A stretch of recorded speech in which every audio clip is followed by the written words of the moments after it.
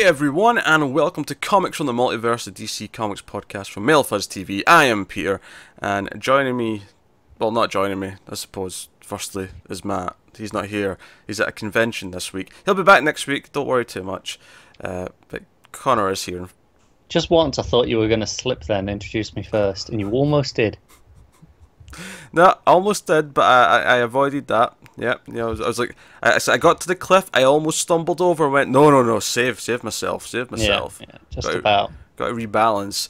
Yeah, so we talk about DC Comics on this show, and coming up on this week's episode, we got Man of Steel number 5, we got Detective Comics 983, we got Batman Prelude to the Wedding, Harley Quinn versus Joker number 1, we got The Flash 49, Teen Titans Special number 1, Batgirl 24, The Terrifics number 5, Hal Jordan, The Green Lantern Corps 47, Mera, Queen of Atlantis number 5, The Silencer number 6, and Connor's got his Connor's Corner for, well, the second one of the month now, since there's two of them, with Red Hood and the Outlaws number 22. So that is what's coming up on this week's show.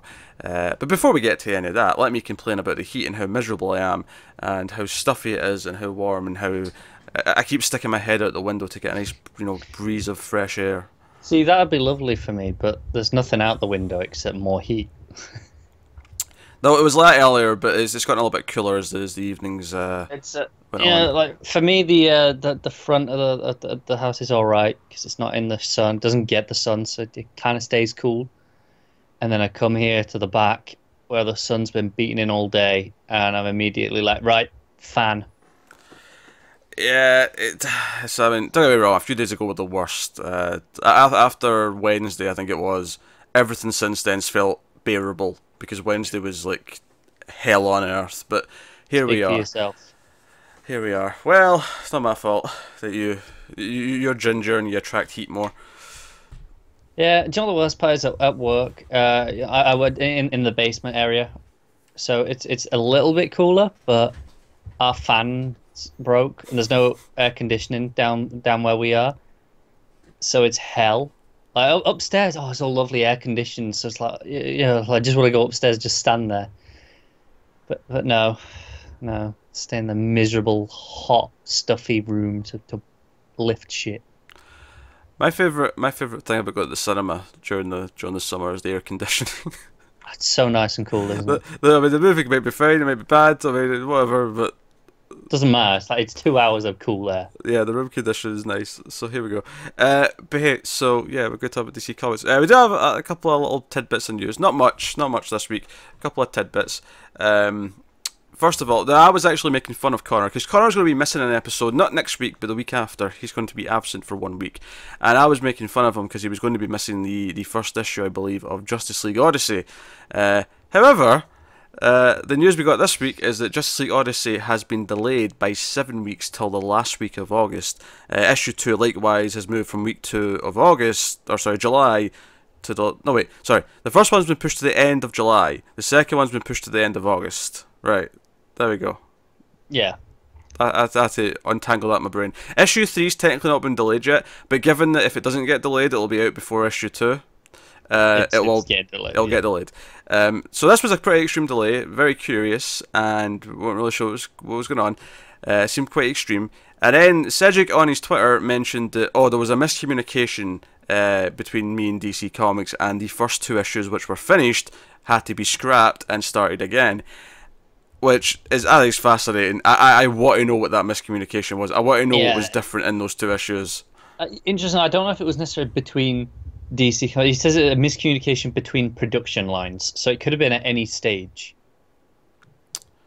Sure, but it can't just be an error later on. Like, it has to be something fundamentally on the art, right? Like from the get-go. Yeah. I wonder because English isn't his first language, right? I don't think so, no. So I wonder if there's just something that he's missed, and it hasn't been caught quick enough. But what, like, is there the only thing I can imagine where the entire issue has to be scrapped? Because even if let's say it was just one thing that popped up a few times, okay, you just redo those panels, right? You wouldn't do the whole issue. All I can think is that either the ship they're on or one of the costumes for the characters was just incorrect the entire time, to the point where it was like, okay, we have to redo the whole thing. Yeah. Like you say, if it was a translation error, like what if it was oh, like they said, give them, I don't know, something, and he interpreted it as give them all collars. So they've all got collars in the first 2 issues. Yeah. I don't know. I'm just trying to think of something wacky. I know Matt was joking that he just kept forgetting to draw Azrael because that'd be just release those issues. Add them in issue 3. It's fine. No one's going to miss them. Just have him pop in. No one will even notice. Don't draw attention to it. Don't introduce him. Just pretend he was there the whole time. Apologies to the hardcore Azrael fans who I know are listening, are outraged, are mocking of Azrael. I stand by it. I don't dislike Azrael. I just, he's not like Jason Todd. It's not like I'm like, oh no, kill him off. He's Azrael. He's fine. He's there. Yeah. He's there. No passion. But hey, so yeah, that's the thing. So GLO will now be week 4. Interestingly, the same week as Justice League Dark, which is a little uneven. However, week 2, at least for us in terms of what books we cover, week 2 is starting to balloon to a big size next month. I think at some point they'll just delay an issue of JLD by a couple of weeks and stick that onto week 2 and just maybe, yeah. But honestly, taking a book off of week 2 is not a bad thing, actually, if you look at the schedule, at least for us in terms of what we cover over the next few months. Week 2 is starting to get quite hefty, so I'm honestly not actually that upset about that part of it. At the same time, you do want your Justice League on all weeks, don't you? I do. That is a good point. That would be nice. And obviously I want to read Justice League Odyssey, so it sucks we have to wait longer. But hey, so that's the thing. That's been delayed. And we should probably briefly mention just one other thing, is the DC Universe, service is, they announced the beta starting in August. That was basically it. Yeah. In terms of comic books specifically, they said there would be comic books included, but it would be curated, and several news sites referred to it as rotating comic books that will be on the service. So, and that doesn't surprise me. Even the word curated to me sounds like, it's not just everything after a certain point. It's it's a selection of comics. So, so that may be disappointing, but they do sell a lot of trades. I mean, I think DC, even more than Marvel, do really well in the trade business. So I think they do, because it's the way they stagger their trades. Yeah, it's also why they have never had an unlimited service. Because for years people have said, "Oh, why is there no DC Unlimited like Marvel?" It's just because they actually sell a lot of trades. Yeah. They like selling trades. So I will say Orlando's hyping up a new book as well. Yeah, he mentioned this a couple of months ago. But just this week he's been doing a few more teas. Like, I got the first inks back this week of this new dream project that I'm working on for DC. Yeah. He says he's been working on it for over a year. It's the richest thing he's ever done, most creative, and every moment, every word matters, not to mention the art. And I did see that there was an image that was put out that seemed to have Superman in the t-shirt and jeans. Oh, that wasn't Orlando. That was...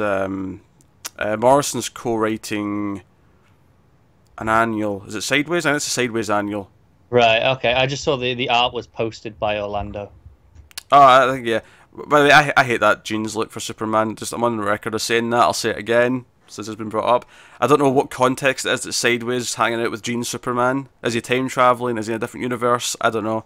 But yeah.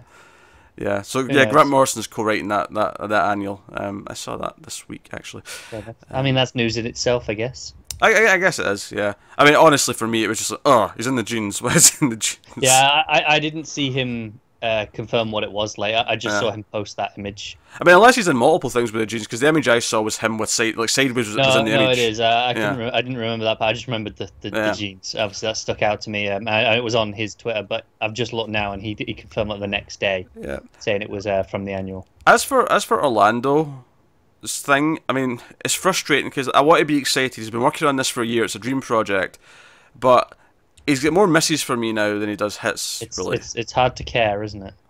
I mean, I'm sure I'll try issue 1 or whatever it is, give it a shot, right? He's not like a write-off. He's not a complete... I like this Supergirl up until a point, so he's not a write-off. I think it depends on what the book... If it's a team book, I'm not bothering. He's on JSA. Don't you dare. Don't do that to me. Oh, dear. I'll try issue 1 or whatever it is and check it out, but my expectations are completely in check. Did you? I didn't, but I just that annoyed me though because of how he shoehorned like a tease of that into Supergirl's final issue, and it was it completely just took over that issue. That upset me so much. I was angry. I was like, no, I'm not trying your stupid book. Shove it up your ass. Yeah, pretty bitter.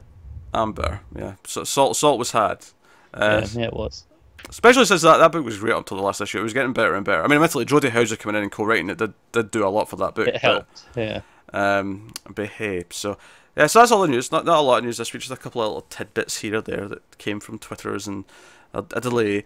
But I guess with that we can get on to. I mean, man, 10 minutes in and we're starting on the books. This feels weird. It does. It does. There should be more banter, more small talk, more things. I don't know. Connor's ginger. Isn't he awful? Comment below.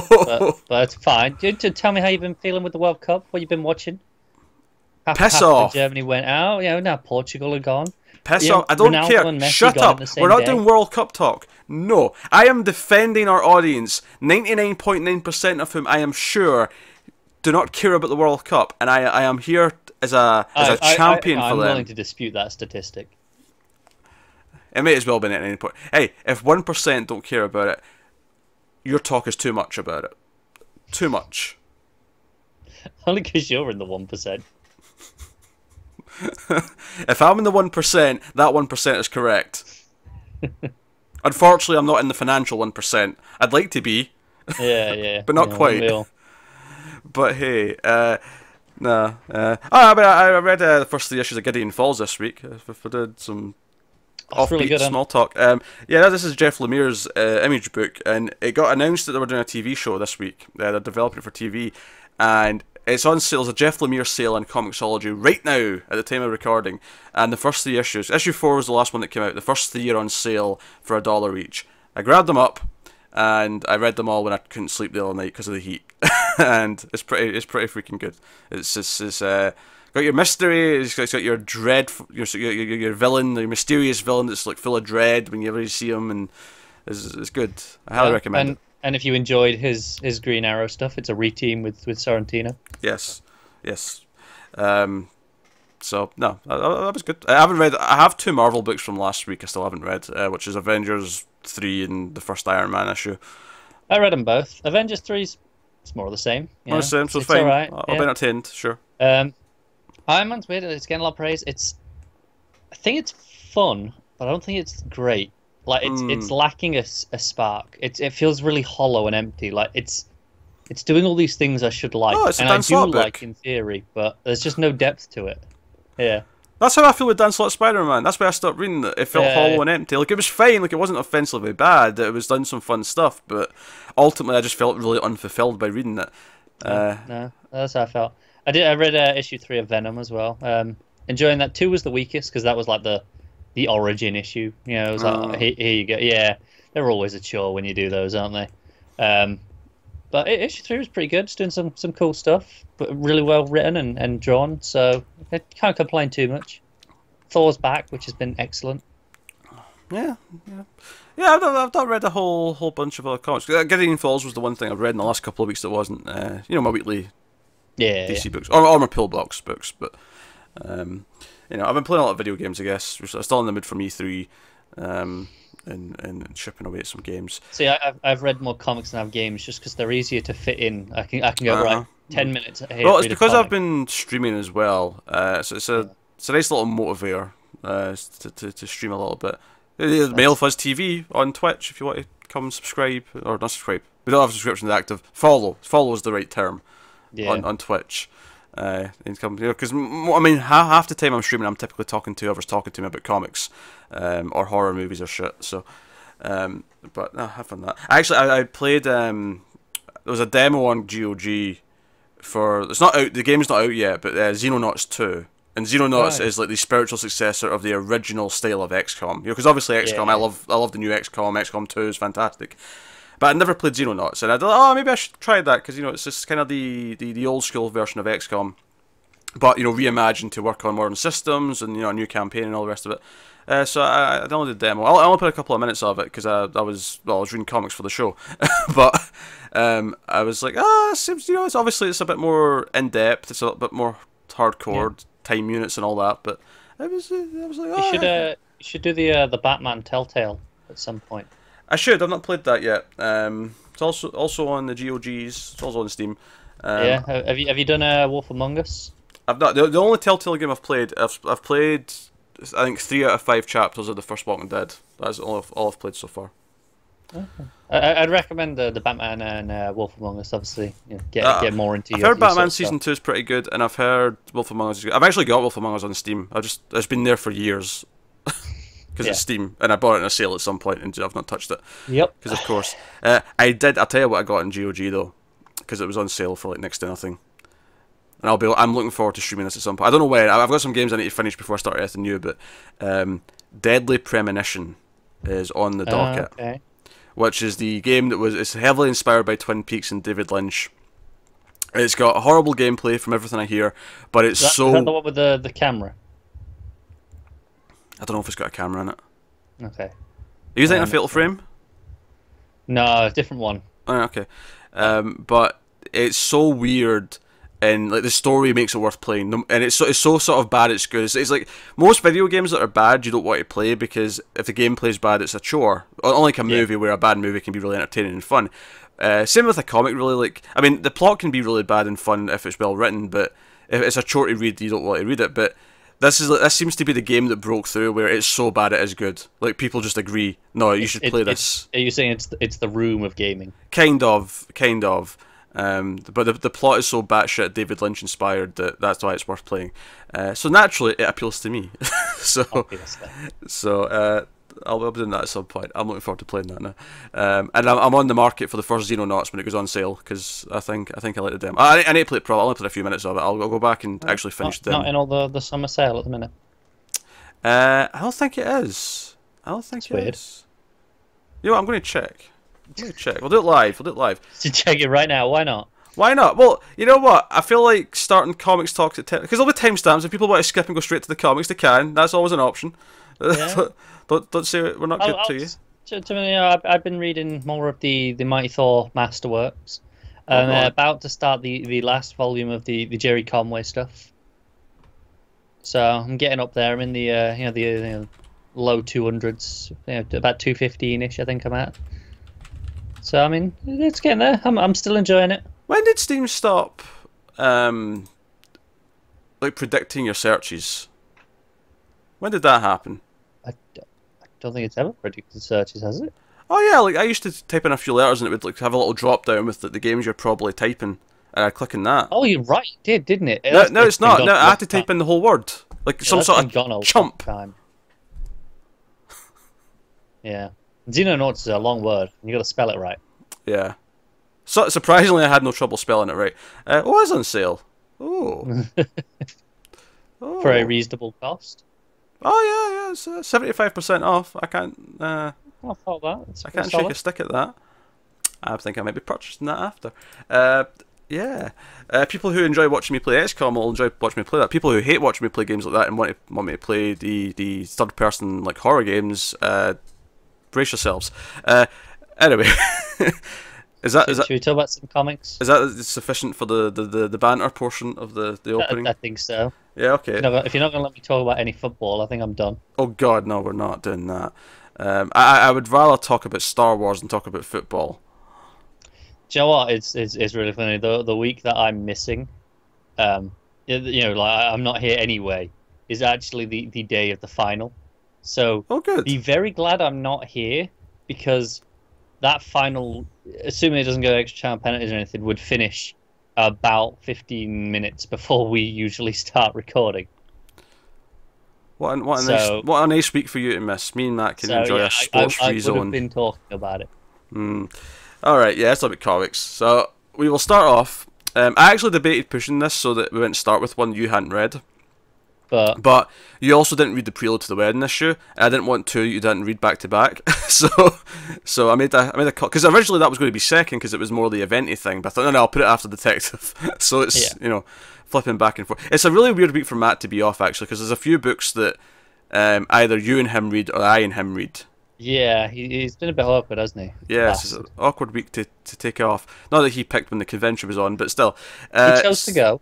still, we got Man of Steel number 5, Bryan Michael Bendis, of course, writing, Adam Hughes on the art in this issue, and the art's fantastic. This is the thing, I like, I was maybe, like I said on Twitter this week, that I'd maybe critique that this one feels the most out of place art-wise, just because the style's so unique and different. And because they've all been different, so obviously it's not got like a flaws in art because it's meant to be a different artist each issue. But don't misread that as me saying it is not fantastic, because it Hughes is very blocky, whereas everyone else is a lot more scratchy. Very blocky, very inky. It looks really cool. It's really got a sort of darker tone to it. Not in a sort of dark Superman tone bad. Not like that. Just in the way that it treats the blues and the way that it treats, because the start of it's in space and it's it's full of blood, deep blacks. It's good.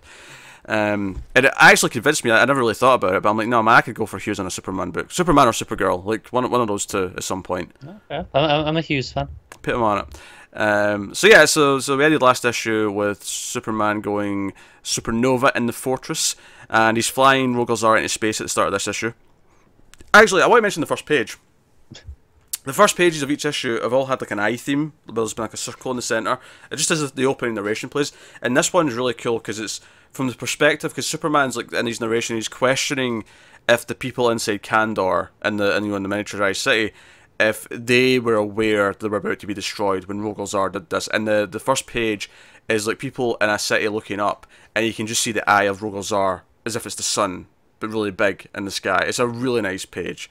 And really intimidating. So no, props to that page. But yeah, so Rogolzar punches Superman so hard, into the moon. It leaves him there kind of stranded. We go to the next little bit of the John going with Jor-El plot in the middle, and we leave Superman on the moon. I know what you're referring to. Oh yeah, because you were you not listening last week? I haven't listened since about issue 2, to be honest. You should still be paying attention and see what's going on. I should, but I just got bored. Well, Jor-El came to get George. Like, he's my heir. I'm going to take him around the galaxy.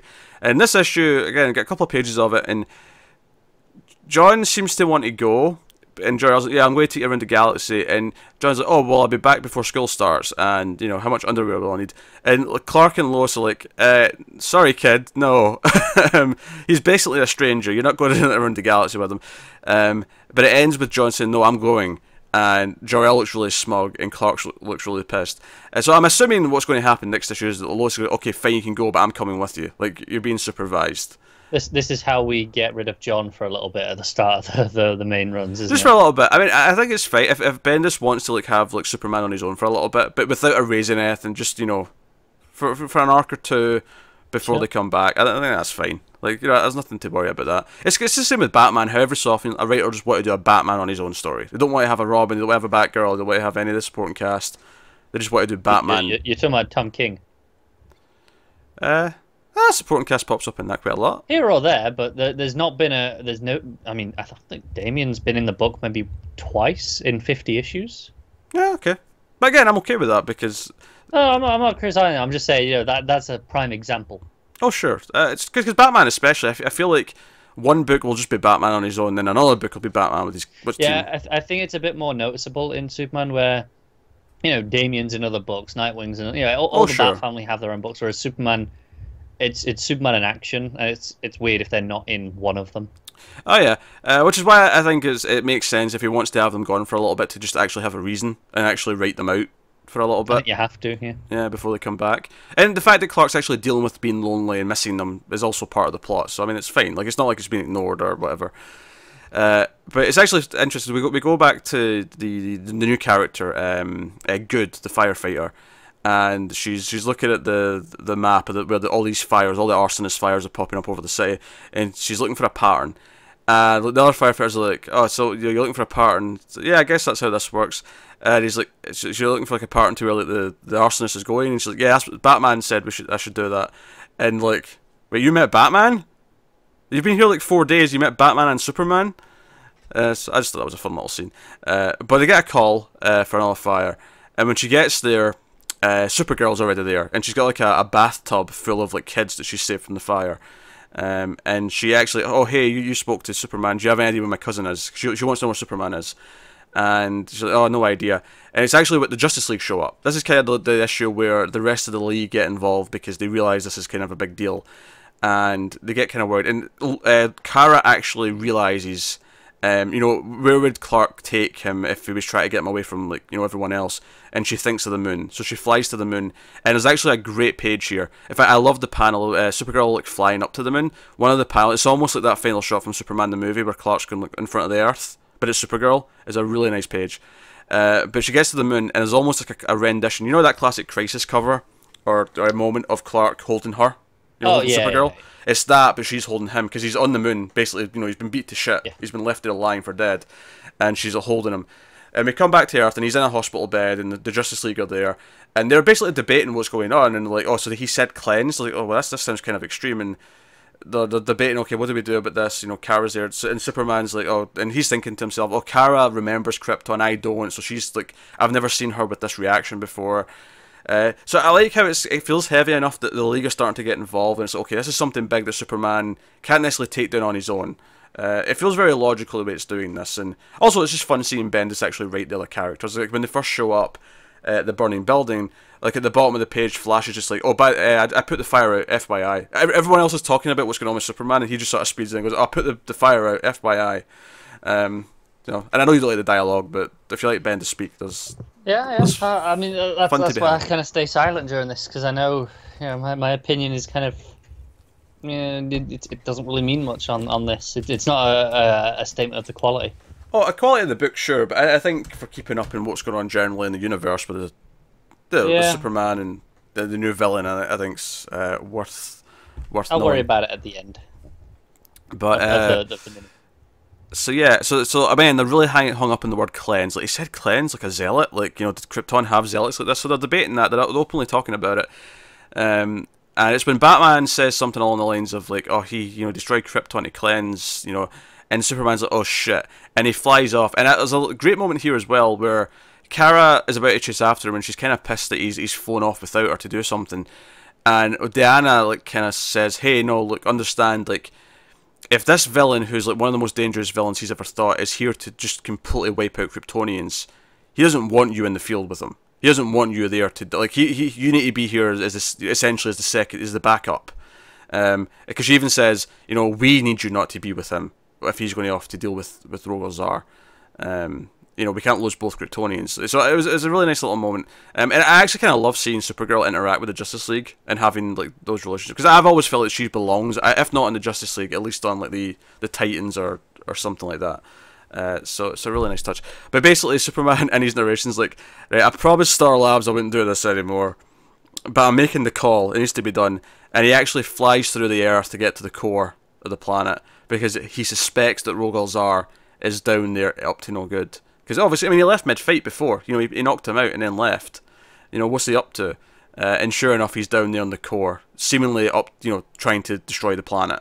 And that's where we end. That's a big cliffhanger for the issue. So that was a lot of it. The art in this issue was beautiful. I loved the League being concerned about Clark, Supergirl being concerned, them all working together, talking about this openly, about how much of a big threat this is. It really feels like it's not just Superman. It's because I think what's funny is people before this started like, oh, is Bendis going to like scrap all the supporting cast and everything else? And not only is he using the supporting cast really well, building new supporting cast, he's really like playing with the connections with all the Justice League. You know, there's been a couple of good Batman scenes with him so far. The entire League being here was cool. I loved all that stuff. So no. So if I'm going to rate the book, if I'm going to give it a rating out of the old 10, I would probably once again go with a 9. I really can't fault much in this issue. Cyborg looked a bit weird, but when the Justice League first showed up, he was a bit gold looking, and I thought that was strange. I get that it was meant to be because there was a fire nearby, and it was like the flames were, I guess, reflecting on him, or the orange light was lighting him up, but it just looked kind of weird in gold.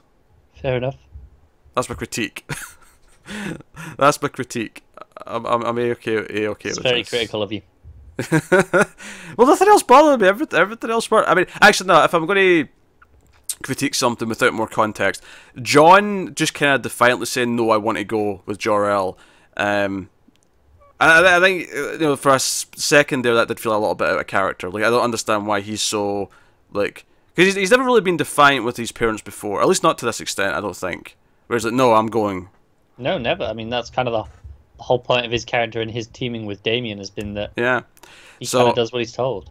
So I'm curious to see the rest of that and maybe a bit more of his motivation for wanting to go. Yeah, I suppose as a critique as well, the art as a shift, as part of the story, being so vastly different is kind of a critique, right? It's to the flow of the story as a whole. I'd critique issue 2 a lot because Shayna didn't finish the issue and that shifted halfway through. So that's definitely the worst in that sense. It's weird because obviously we came in knowing every issue was going to be a different artist. So yeah, it was just a moment when I opened the first couple of pages where I was like, oh, this is way different than before. Like yeah, but I think in some ways that even though the art itself, I believe it's fantastic. That is kind of a criticism that you had a moment where you went, oh, this is different, right? Sure. Again, I think it's weird in this case though because it was always marketed as every issue has a different artist. It's not. I think it'd be worse if we had 4 of the same artist and then this issue switched to Hughes. So well, that'll take us on to Detective Comics 983. Bryan Edward Hill writing, Miguel Medonca on the art.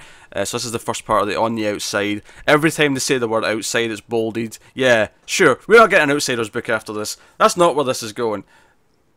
Of course not. Yeah. Worst kept secret. So this is the start of this arc, and we're obviously introduced to Black Lightning. We're introduced to a mysterious villain for Batman who's got an interesting motivation. Or at least an interesting angle that he's playing with Batman, which we'll talk about. And yeah, so I guess I am curious. What did you think of the first part of the story? I thought it was pretty good. Yeah, I'm not like all in. I don't love it, but I think it's solid. I like it quite a bit. I think because obviously I've never read anything by Bryan Hill before, and I've heard people like him from what's the Whalestorm book? Michael Cray. Yeah, I was gonna say Cray. Yeah. So I've heard good things about his work, but I haven't read anything before myself. So I wasn't sure what his voice sounded like or whatever. Obviously, I read the Hong Kong Fooey crossover issue, but I don't know if that's the best thing to judge a writer's... No, you don't know how representative that is. Yeah. But no, I thought he had a good tactic here. I like what he's doing with Batman, because the villain's motivation here is that you're not that scary anymore. Like, you were at first, but you've become such like an icon, and because his whole thing is that he's going after the sidekicks, because as this villain says, they make him weak. Because we have this, because that's quite a dark opening actually. We see this like Bat fanboy essentially, who's been interviewed on TV. He's like a YouTuber who posts vlogs and Batman related things all the time, and we cut to like Duke the Signal.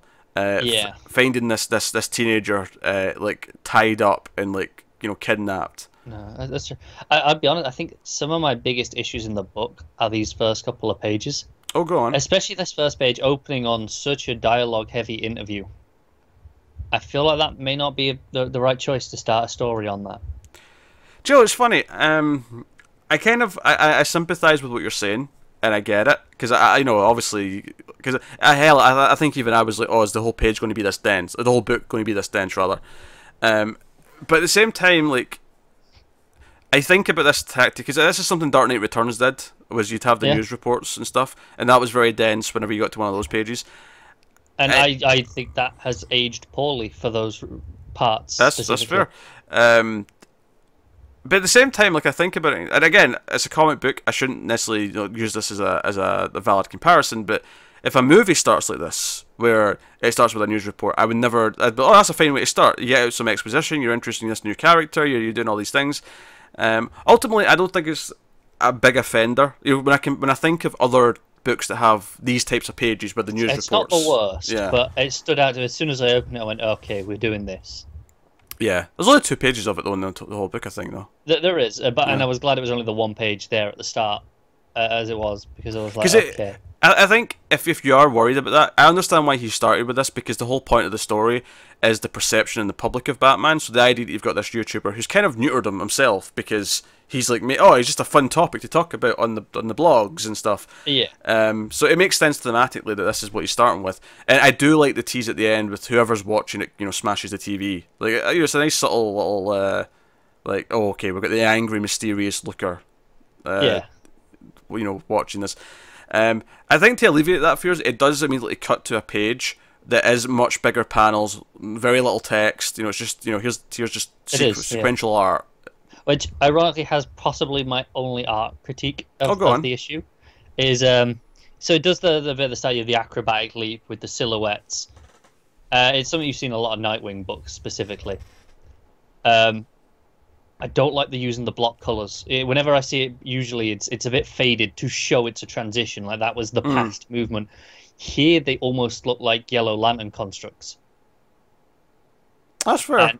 And it really threw me out of it for a minute. I was like, that's not the way this is usually portrayed, and I don't think this worked quite as well.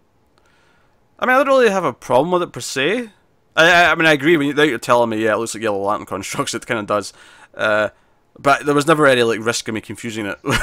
I think the transparency, just adding a bit of transparency to see through it, fixes the entire issue. Fixes the entire issue? No, I mean the issue of this. The problem. I should have said the problem. Okay, right. I was going to say, that's how big this is bothering you. No. No. But I think that fixes the problem, the transparency. But just having it being a block, it ruins the flow of it a little. No, that's fair. That's fair. It didn't stick out to me a super amount, but like, I can't really fault that critique. Also, when did Duke get the charisma sticks like Nightwing? I really noticed them, in on those panels, on those silhouette ones, where he's got the sticks at the side. I'm like, when did he get those? Maybe at the end of his mini. Oh yeah, I forgot that existed, to be honest. Because we never. I mean, I read the first issue of that, so I mean, I have no idea if he got them in. Yeah, I read the first one. This could be a first though. This could just be no. Now he's got sticks because. Yeah, it could be, but it just started me. I was like, oh, when did he get those? That's very dick. But yeah, so the villain blows. This was a trap. He blows him up, and Duke is severely hurt. And he's back at the Wayne Manor in the cave, and he's on the hospital bed. Alfred's patched him up. And this is where we get some really strong layout work. Yeah. There's some. Almost blood vessel looking divides in the page. It's really it's not neat at all. It's really messy, unbalanced, and I think that's what works most about it. Yeah. And obviously we're setting up the team, right? Because Jean pops out, and again I love that Jean's just around again, and he's popping up here or there, like it's all over the place now. Great. And Batman's just like, oh yeah, I'm going to put a team together. The league's going to be aware of it. I'm not going to hide it from the league, but it's going to have to be something on, wait for it, the outside. Yeah. The outside of the league. Get it? Outsiders, get it?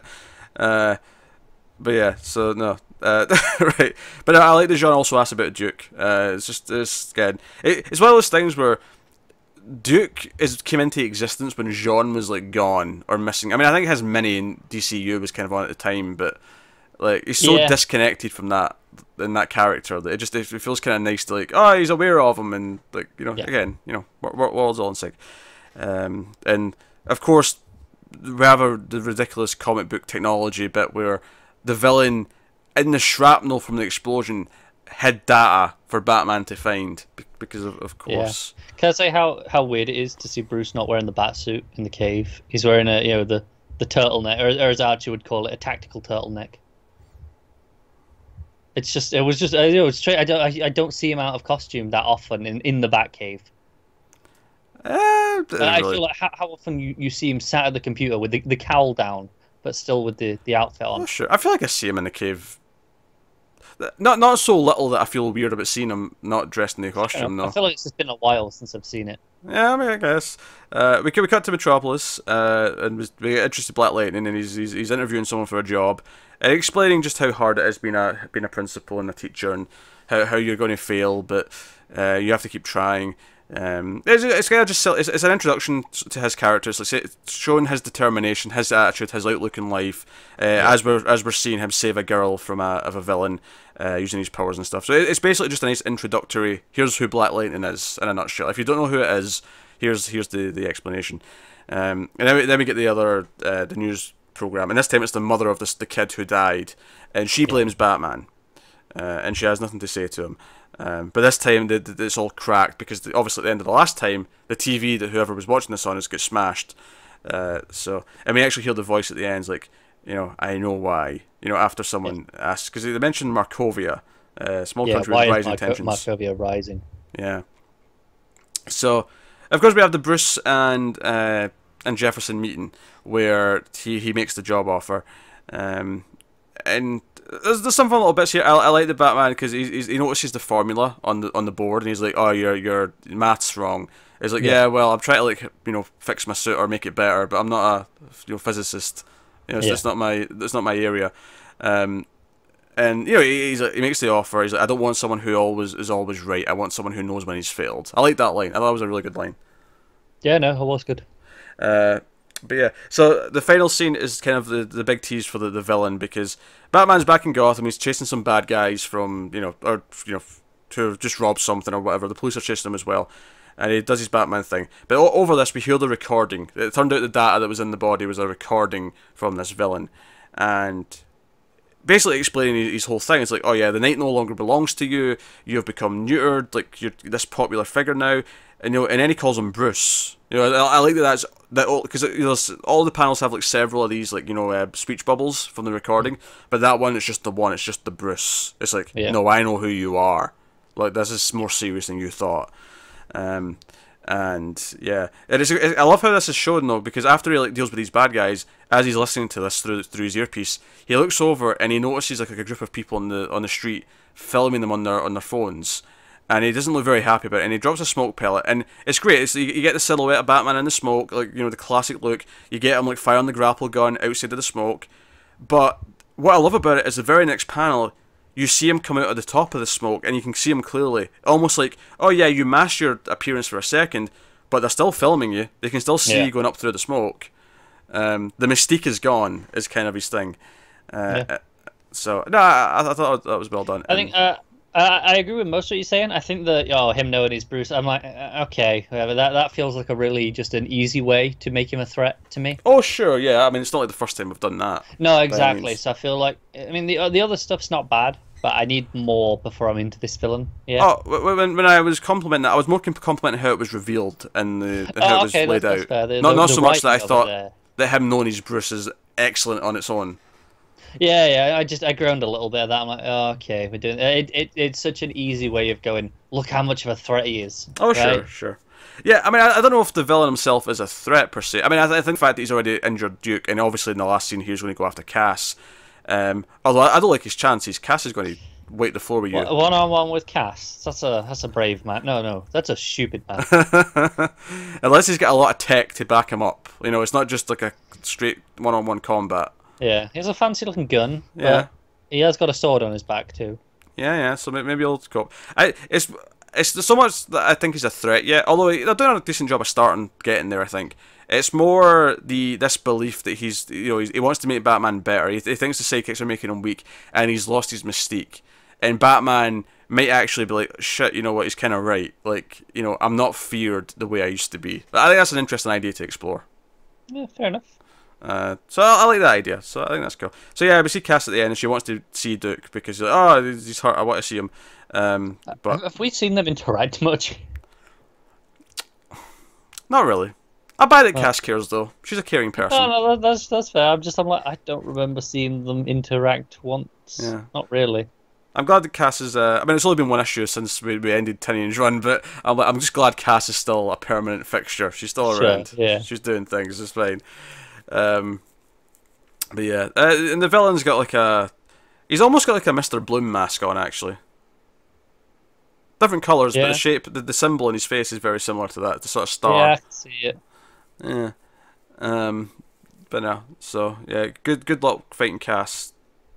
Yeah, kinda need it. That's all I'm going to say to that. No, I quite liked it. I think. Yeah, I mean, I think it was very much the setup issue, specifically the Black Lightning stuff. I think he's got a good voice for Black Lightning, but that stuff was basically just setting it up. I think next issue is when he arrives, and given the pace of this, given that we've got this new villain to take care of in this arc, more than ever I'm convinced. No, this is just the setup for the actual team story, because this was sold to us that he gets Black Lightning to put a team with these characters. Given that Duke's out cold, that Cass might be injured after this, or at the very least busy fighting this bad guy, I'm like, no, we're just going to get to the point where the team is just forming by the end of this arc. Oh, definitely. So, yeah. And it'll be like, and they'll announce the Outsiders book just before that last issue, probably. It depends when they want it to start, because if they do that just before the last, well, no, because it's double shipping, so maybe that works. It's only 3 months.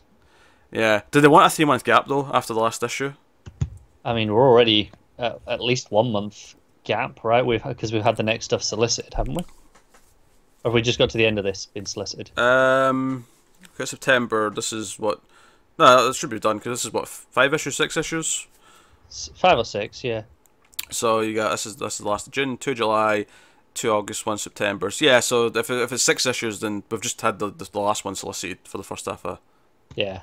So if it's 5, it'll be the end of August. If they want it to be right after, then we'll have to get it by for the October. next solicits. Yeah, for October solicits, which I can see getting. Like, because by that point we'll have had 2 issues of this. No, that's true. But like I said, if not, I can see them holding it till maybe the new year, give or take. Maybe it depends when they went on launch. I really don't know. Yeah. But I'd sooner the better, really. To be honest. No, like I said, it depends if there's anything else to line up with, or if it's just scheduling for. Oh, if it's a wave, like they want to do like 5 books at once to say, hey, this, January. Here's wave 2 of New Justice. I mean, we'll probably get it announced at Comic-Con. Let's be honest. Maybe. I feel like I never expect a lot of comic announcements from San Diego Comic-Con because I feel like more and more they almost want. I mean, not so much Marvel. Because I often feel like Marvel makes the mistake of announcing so much comic stuff at Comic-Con because it gets drowned out with all the movie and TV stuff. That's fair, but I think, I mean, the people who want to see it will see it. Oh, sure, but if they want noise, because I think DC have done a pretty good job of picking these other cons to, like, WonderCon, here's a big announcement, here's, No, they have, C2E2, which is why I here's a feel big like one. we're due for a San Diego, like a wave. Try and ride on some of the attention a little bit. I'm going to be dampening the expectation. I'm not going to expecting much at SDCC. I mean, maybe This I'll is be wrong. more just get a because lot, I know we're due this announcement sooner or later. Yeah. And we're coming up to Comic-Con, so, it makes sense if they're going to do it, but In about 2 or 3 weeks, right? if it's before the next solicits, then we'll absolutely get an announcement or 2. Should I check the date? Go on, check it. Let's have a look. 19th of July to the 22nd. Oh, that's cutting it close. I don't know what... Third Monday, which is usually the rule, is the 16th. I can see it being in the solicits and then they just talk about it more at Comic-Con. Yeah, unless it's soliciting for November, but they just announce it here. Yeah, they could do that. They could announce stuff in advance. Unless we get an E3 situation where we get a bit before, like building Which up they may. to the No, week. and again, I think the reason for that is because there's so much movie and TV stuff that drowns out everything else at Comic Con itself. That okay, we're going to have panels talking about it at the show, but we'll announce it in advance when before, it's got its spotlight. So hey ho. But let's rate Detective then. So what do you give it out of 10? I give it a 7.5. It's pretty good. I'll go that extra half point and give it a solid 8. I think I'm intrigued. I think he's got a good voice. I'm kind of excited now that he's going to be not just the arc, but there's presumably a book coming out of this. I'm into it. The shock it's going to be if he's not on the Outsider's book. Oh yeah, the Outsider's book, and it's like, oh, here's Scott Lobdell. I'm like, what? Oh, no, that's Orlando's new book. Oh god, don't tell me that. No, because I think back when Scott Snyder was kind of like, he was letting stuff slip at that panel. Yeah. It was like, oh, and the stuff that spins out, that Brian Hill's doing. It sounded like whatever's spinning out Brian Hill's doing. It did, yeah. But plans can change. But hey ho. All right, so let's move on. Let's move on to Batman. Batman. I've done that a few times recently. Do you know what that I realised? It's the guy who plays Hugo Strange in Arkham City. Yes. He always says Batman. Batman. Every time, yeah. Yeah, no. I've played that game too many times to know that. So yeah, Batman, Prelude to the Wedding, Harley Quinn versus Joker #1, Tim Seeley writing, Sam Basri on the art. This is the final one of these issues. It does. Cara gave up on these after the 3rd one, I think. Yeah, I read. Yeah, you read the Batgirl one, so that was the 3rd one. I did, yeah. Now, yeah, this has been a really frustrating set of one-shots because the first one set us up for, maybe this will be quite good. And I thought the Batgirl one was fun, but the rest have been kind of underwhelming to kind of just feeling pointless. This one, Joker and Harley puts them through a series of like death traps, and he's talking about how these death traps aren't very inspired. My death traps are better, and ultimately no, but he's the smarter one. He's had all this, he outwits her, of course, by the end. And he goes off to the church, which is the Batman 48-49 story we just had in Batman. It's not the worst thing ever, but it does feel very inconsequential. Like, Feels like there's just no point. It's a tie-in cash grab. it is. It honestly feels like a tie-in cash grab. I wouldn't really recommend picking these up. Maybe read the Damien one if you just want the one. That's pretty much the reason why I stopped reading them, because I don't want to support this tie-in cash grab nonsense. I mean, it's fine. It'd be fine if it was just more enjoyable, but as it is, it feels like it's retreading old ground with Joker and Harley. You know, and then the art's okay as well. I don't think the Joker looks particularly great to my taste. I think the art style overall is very confident. I just don't think the Joker's face and how he's drawn's just my sort of taste. And then there's stuff that's really on the nose, like Harley. The first Death Trap, Harley puts him in a big vat of pudding. Of course. Because pudding. Yeah. You know, and he gets out. They have a bit of a fight, and then she chains him up, and like she got a big axe guy. But then the axe guy turns out he originally was loyal to the Joker, so he ends up just helping the Joker. It's like just tell us, is there a point to the issue between their relationship? Because in my head, if you're doing this, Batman obsessing over the wedding. And you go with the route of Harley being like, why haven't you been like this for our wedding? Why didn't we have a wedding? Why don't you give this attention to me? Oh, that's not Harley's approach to this at all. Harley's just it's more about revenge. Like Joker is the one who brings up the wedding and wants to go to the wedding, and he's upset that he's not been invited. Yeah, there's not a lot of value here. Feels like a missed opportunity. Yeah, like honestly, it's the same sort of back and forth. This is a Harley that's broke up with a Joker, and is like trying to I know, you forget, Mr. J. Like you told me everything, back in Arkham when I was, your psychiatrist, and it's I feel it's retreading old ground. I don't think there's anything in the issue that really warranted it existing. I just kind of finished. It was like, that wasn't offensively bad by any means. It was just kind of a waste of time. Kind of there, yeah. So if I'm doing this quickly and if I'm rating it, it's a 5 out of 10. Fair enough. There you go. Short and sweet. I've no more to add. But hey, so we'll move on to The Flash, number 49. Joshua Williamson writing, Howard Porter on the art. This is probably the main event of the week, I think, in a lot of ways, for a lot of people. I think this week it was probably Detective. In the sense of, this is new, this is setting up stuff, whereas this is this is the next part. Oh sure, this is, I mean, Flash was a bigger deal though. I mean, maybe. But, oh, it so is. I mean, sure. I guess. Depends who you ask. No, Flash was a bigger deal. It's going to have outlasting effects that are rippling through the DCU. This is basically an event within the Flash. I wouldn't go that far. It is.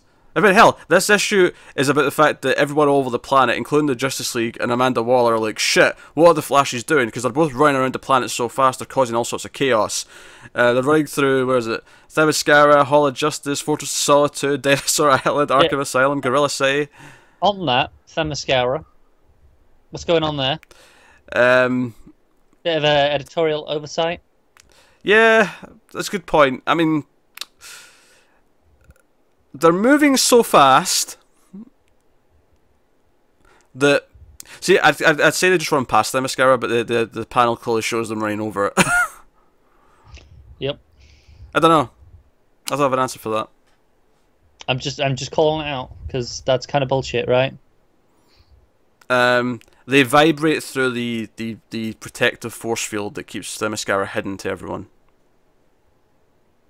Bollocks. That's all I've got for you. Like, what can I say? What can I say? So the issue is them running so fast. Superman tries to chase after them to stop them. I actually kind of like how Batman's just like, oh, let them race. They'll blow off some steam and they'll be fine after. I like how Batman's the optimist here. Everyone else is like, oh, we need to stop them. This is dangerous. Yeah. Batman's like, no, they'll just angry. Just let them do their thing. It's fine. But yeah, so they run off, and Barry's trying to talk sense into Wally. Even Hal forms a giant wall out of his green light to stop them. They just smash through it. In fact, Hal nearly gets hurt. Barry has to save him. Yeah, Wally's kind of a dick. I think that's been a bit. No, he is being a bit of a dick. He charges through it, lets Hal go flying, and he's like, "Oh, it's fine. I knew you'd get him." That's being a dick. Stop defending him. But he just said he knew you'd save him. What's wrong with that? Because you don't. If this is a man who's supposed to be his friend, you don't just put him in danger, going, "Oh, it's fine. He'll be saved." That's being a dick. I think you're being too harsh here. I think Wally's motivations right now and how focused he is, I think it makes sense that he's not taking into account what's around him. I mean, hell, that's the point. I think that's my point. It's showing that he is being a dick because he's so focused on his own thing. He's not considering anyone else. Being a dick is stealing the last cookie. How is stealing the last cookie better than hurting someone? Like, Hal's like, "Oh, this nearly broke his ring," which, I mean, okay, what? Well, that's my point. It's not like being a dick's just doing something stupid that's selfish. Not this. This is very selfish. It is selfish, but it's bigger than that. It's bigger. Like I think there's a lot better ways to describe how he's acting emotionally than just he's being a dick. It's simplifying it to an extreme. So he actually convinces Barry. Because there's a point where he's like, you used to trust me. When did that stop? And he's like, I never did stop. Like, I still trust you. He's like, all right, okay. What do you want to do? He's like, okay, fine. You know what? You want to do this? You're going to bring up Flashpoint. You're going to bring up all that. What do you want to do? I'm on your side. So they actually run through it. Wally runs ahead so fast that Barry can't even keep up. And then they get shot back out into the world. And the Justice League are all there. They're like, okay, what the hell happened? And it's like, okay, we broke something. The Speed Force is like going nuts. It's like a big giant Speed Force storm in the sky. I love how Aquaman's like, who's Jay and Irie? What are you talking about, Wally? Yeah. So you get that, and that's when Zoom shows up, and basically, lo and behold, who could have guessed it? Zoom was playing him the whole time. They didn't break the Speed Force, they just broke the barrier to the Speed Force. But not just the Speed Force, all the forces. Which I think is cool because it kind of ties into what's going on with the source wall breaking and the still force and all that. But he's like, oh yeah, there's all these different forces. There's the strength force. There's what was the other one? The Sage Force. The Sage Force, yeah. And he puts on like a classic Flash outfit. And we actually end like he's fighting Barry and Wally, and it says next time Flash versus Flash versus Flash, which is kind of funny. But you see that there's like 3 or 4 different types of energy coming off of him, including like the strength one around his fists, and there's like blue lightning, red lightning. He's tapped into multiple forces. He's like super Flash. Yeah. I wasn't super into this ending. No? No, I thought it was just a little bit too far. It's been such a relatable, somewhat grounded story, given what it's been dealing with. And I feel this was just a step over the top.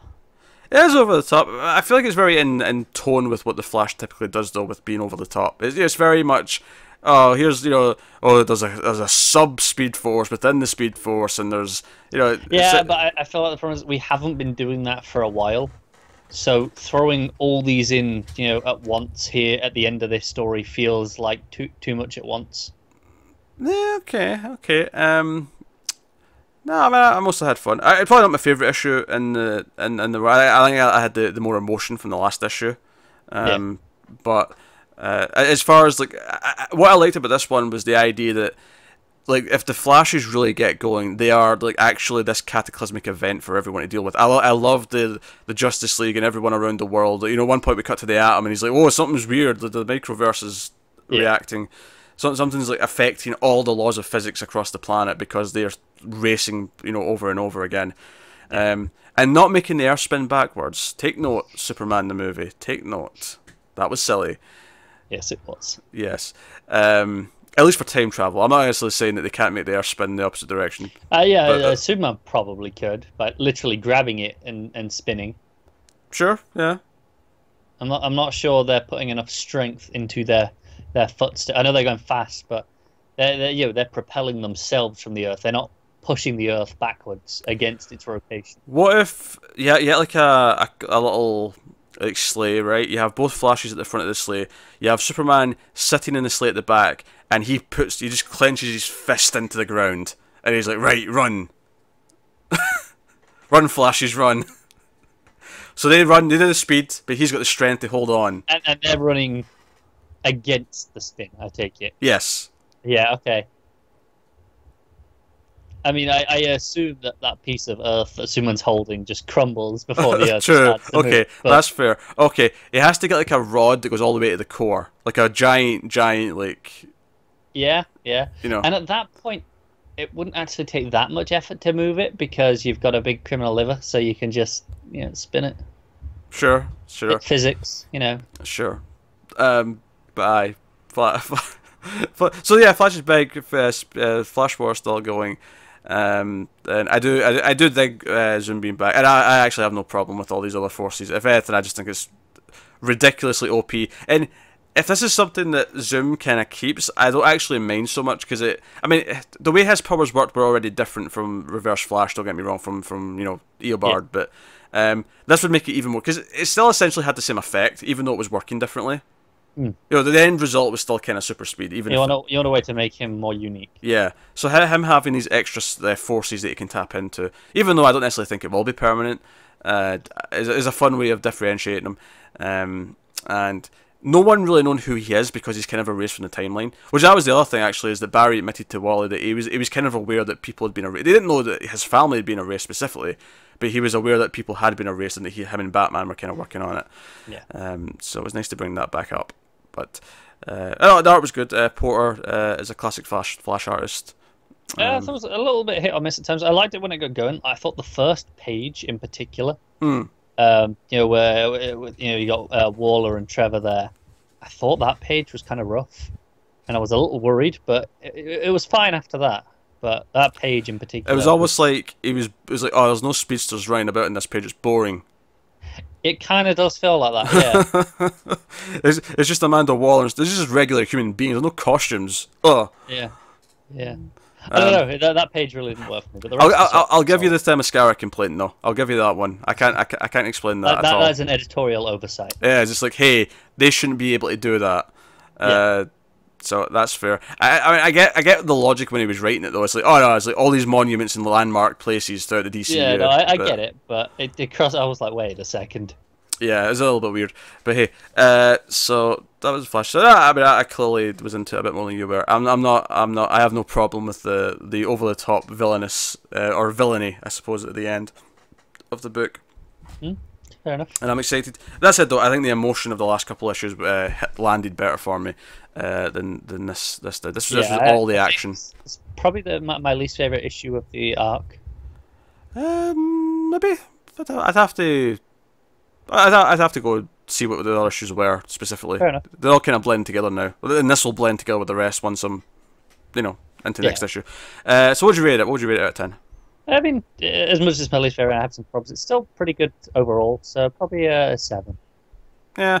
I think I'd probably still go with an 8 with this one. I still have had a blast. This is still the first thing I read this week, and it'll probably be the first thing I read, especially now that Odyssey's not coming out in week 2. Yeah, it'll probably be the first thing I read that week because it's 50. Yeah, it's going to be a big. It's the conclusion as well. They're having the big conclusion to this in issue 50, which is cool. Right, so that'll probably be the first thing I read. I mean, unless I'm tight on time and I haven't got time to fit in an extra long issue, but I can fit in a regular sized one. And I want to see where they leave Wally, and we're expecting them to go to like the Sanctuary because of Heroes in Crisis. So you'll probably be out of the book for a little while until Heroes in Crisis starts. You'll be in that, and then maybe we'll see where he ends up after that. When this supposed second Flash book that was rumoured materialises at some point. Maybe that's what we hear. I mentioned how maybe we'll get an Outsiders announcement. Maybe we'll get a Wave announcement. We'll get that Outsiders, but we'll get whatever's replacing Hal Jordan. We'll get that Flash book. We'll get. I'll tell you what, Batwoman's lucky that it'll be done by the time all these books start. Yeah. Because there's no way in hell I'd have been finishing it if it wasn't. Alright, we'll move on to the other sort of big new thing this week, actually. Teen Titans Special #1, Adam Glass writing, Robson Rocha on art. I'd never read anything about Adam Glass before, and I'd heard some people weren't too fond of his previous work. So I went into this with kind of, okay, I'll go in with sort of like muted expectations, almost basically neutral. I was like, okay, I don't know if it'll be bad, I don't know if it'll be good, I'll just see what it is. Yeah, and where did you come out? Where did you come out? Oh, I asked first. So I'm the host, I get to ask. Well, we'll sit here in a standoff. I went first on the last few, so... Alright, fine, it was amazing. Judge, you think that? No, I just wanted you to react to it, and now I know how you felt. No, I'd have been amazed if you thought, even if I thought this was, oh yeah, this was really good. Amazing is a strong word. It's a masterpiece. 10 out of 10. Throw Watchmen in the trash. This is better. And what did you actually think? It was okay. Like I didn't love it. I didn't dislike it. It was just kind of like it's actually really different from the Titan special because it's basically 3 different stories. Like there's a Robin story, there's a Kid Flash story, and there's an Emmy story, a Red Arrow story, and then there's like 1 page or 2 at the end of like Robin like I'm going to assemble a new team, and there's like a quick sort of page of like all the members. So obviously they're going to recruit the new people in the next issue, I imagine. But yeah, it had its moments. I thought the Robin story where he's not getting kebab. He did mention kebab at one point. He's getting, I think, soup at the Oxblood soup. There you go. That was it. And these criminals who is it that work for Black Mask? Come to like there's a racket. They come to collect their money, but they're going to burn down the place to like just as a lesson to all the other stores and stuff in the area. Like this is what will happen if you don't pay up. And the kind chef dies, and his family's left without him. So Robin goes on a rampage after Black Mask. I don't want to be too critical of part of this because I feel like it's left kind of intentionally off frame, so we can like revisit it later and maybe find out what he actually did. But it does heavily imply that he shoots Black Mask in the head. Yeah. Which, because he's all like, oh yeah, Batman doesn't use guns, but I'm not Batman. And I'm like, to be fair, all those guys that he left out look kind of dead. See, I thought that as well, but I thought, well, they could just be knocked out. It's fine. Like, there's a lot of blood though, right? And, there is. There's a guy with a head through a glass. But that's the thing. I was like, you know what? He's just beat them up. It's fine. But then he's like, oh yeah, Batman doesn't use guns, but I'm not Batman. And then you just it cuts away and you hear the bam, and I'm like, what are we doing here with Damien? Like, he's kind of over the killing thing. He has been for a while. And even when he was a killer back when he's introduced, he was never, I'm going to massacre an entire group of people as often as this. No, he just killed what was in front of him. Yeah. Because it was the easiest solution. So I don't know if there's going to be like some sort of weird like twist with Damien later that. What we're doing here is we're making him Red Hood. Yeah, let's not do that for a start. That's what I got based on this, and I'm like, why? Yeah, well, this is the one that I disliked the most because of this stuff. When it got really marked, like it was fine at first. It was fine when he was just kind of like threatening the guy over the roof and whatever. That's fine. Batman does that all the time. Yeah. Yeah, no, I'll be honest. I didn't finish the entire issue. I read the Robin one. And then I thought, and then I read the Emmy one. I was like, these are just standalone stories that I'm bored of. I don't want a Kid Flash one. I'm done now. I didn't read the Kid Flash one. Yeah. Because at first I thought, it'll do a Robin one, and then it'll do him going. I thought it would just continue into him going around collecting the team a bit. And then it didn't do that. I was like, okay. Yeah, I don't. Yeah, I'm not super in love with it. It's kind of like it's not the worst thing. Again, like I feel like I said that a lot about the. It's pretty rough though, right? Yeah, Damien's especially rough. Like I thought the art in some places was kind of rough. Some of Damien's faces that he was pulling felt a bit. Yeah, Rocha's done a lot of work on Green Lanterns, right? Recently. Yeah, Rocha's done some good stuff in Green Lanterns. He's not a bad artist. That's the thing, because I was very much. I thought it was Green Lanterns. We'd seen him a lot. And I've never had a problem with him on Green Lanterns. I don't think he's ever been, stand out the best. But I thought he handled the Red Arrow story. I thought looked much better generally. I thought it looked better because it was a little bit cleaner, but I feel like Emmy didn't look right. I think she looked good in the costume. Maybe once they were in the dresses and it was just like regular people and their facial reactions a bit weird. Than she should. Yeah. I thought they looked good in the outfits, though. The combat looked good. No, I'll give you that one. But yeah, because Shadow actually poisons Emmy. Because the whole plot of this one is that Shadow's been assassinating various people around the city, and Emmy's been tracking her, and she's sort of figured out what the next one is, and she goes to try and protect the person, and she has this sort of like moment with her mother where her mother hugs her and she poisons her, and she electrocutes herself to kill the poison. Do you know what my problem is? This feels like this should be such a huge thing for Emmy. Mm-hmm. and it's just kind of not treated like that. Yeah. In fact, going back to the complaint they look too old, Kid Flash looks too old as well, actually. Does it? I didn't get that far. Not so much when he's in costume again. When he's in costume, it's fine. But the first page of him, he's on the beach and he's got these like shades on, and he just looks like a slightly younger Kanye West. It's the story of this one. It was he runs into Harley Quinn and El Diablo for the Suicide Squad, and they're trying to kidnap this woman, and he tries to stop them. He's like, "What are you doing?" And then it turns out later on that that she's a murderer. And they're actually taking her in. And older Wally West, OG Wally West, shows up, and like he's about to help Kid Flash. And then he phones the League and finds out this is all in the up and up. And he's like, "No, they're supposed to take her. It's fine." And the whole thing kind of leads to them having this. They go to dinner and they have this falling out because young Wally's sick of following the League rules, and he's like, "No, I need to do something myself, something that's outside of your system." So obviously he's going to be motivated to work with Damian because he's going to do a Teen Titans that's out of the system, and that's it. Yeah, that's basically it. I have to admit, excited for the book now? Not really. It feels like Adam Glass just is slightly off with the characters. Just, I mean, Damian's way off. If Damian's actually just killing people, then that is like a huge regression. I hate that, yeah. If he's actually killing people, then I flat out despise that. I don't like it at all. Emmy, I think, seems most in character. She maybe doesn't react enough. Kid Flash, though, feels like, I don't know, like, he's had his problems with Barry and trust issues, but him going completely to, no, I have to stop taking orders from older people and work outside the Justice League system and do my own thing. And I'm like, eh. Because Wally's whole thing, older Wally, is like, for the future reference, older Wally is Wally, young Wally is Wallace, right? We've established this. We established that, like, a week or two ago, yeah. Right, Wallace's whole thing is like, no. Everyone keeps like talking down at me and like, and Barry keeps like, nothing's ever good enough, and Wally's like, no. He's just trying to teach you things, and there's more to learn, and like you may not realize this now, but when I was your age, like I was kind of angry about this stuff as well, but I realized when I got older, I still had so much to learn, and just give him, Wally's being quite sensible and saying, no, like you've got a lot to learn, you're being a little bit arrogant, like you have experiences to go through, even if you think you know everything, you don't, and Wallace just kind of speeds off. He's like, no, I need to do things my own way, and he speeds off. So he's been the aggressive little teenager. I mean, I guess you could argue that he's just growing into that, but again, it feels very abrupt. It feels very sudden. Yeah. Yeah.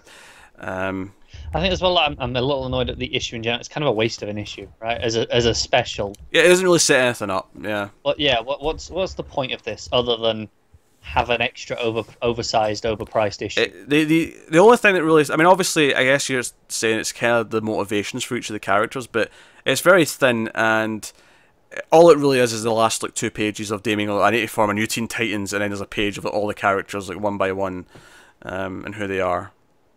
Yeah, like, I know I had some criticisms with the Titans issue being fragmented. Oh, I'm way more excited about that. I had a critique of how it felt like, okay, we're just going around collecting, but at least that had a through line.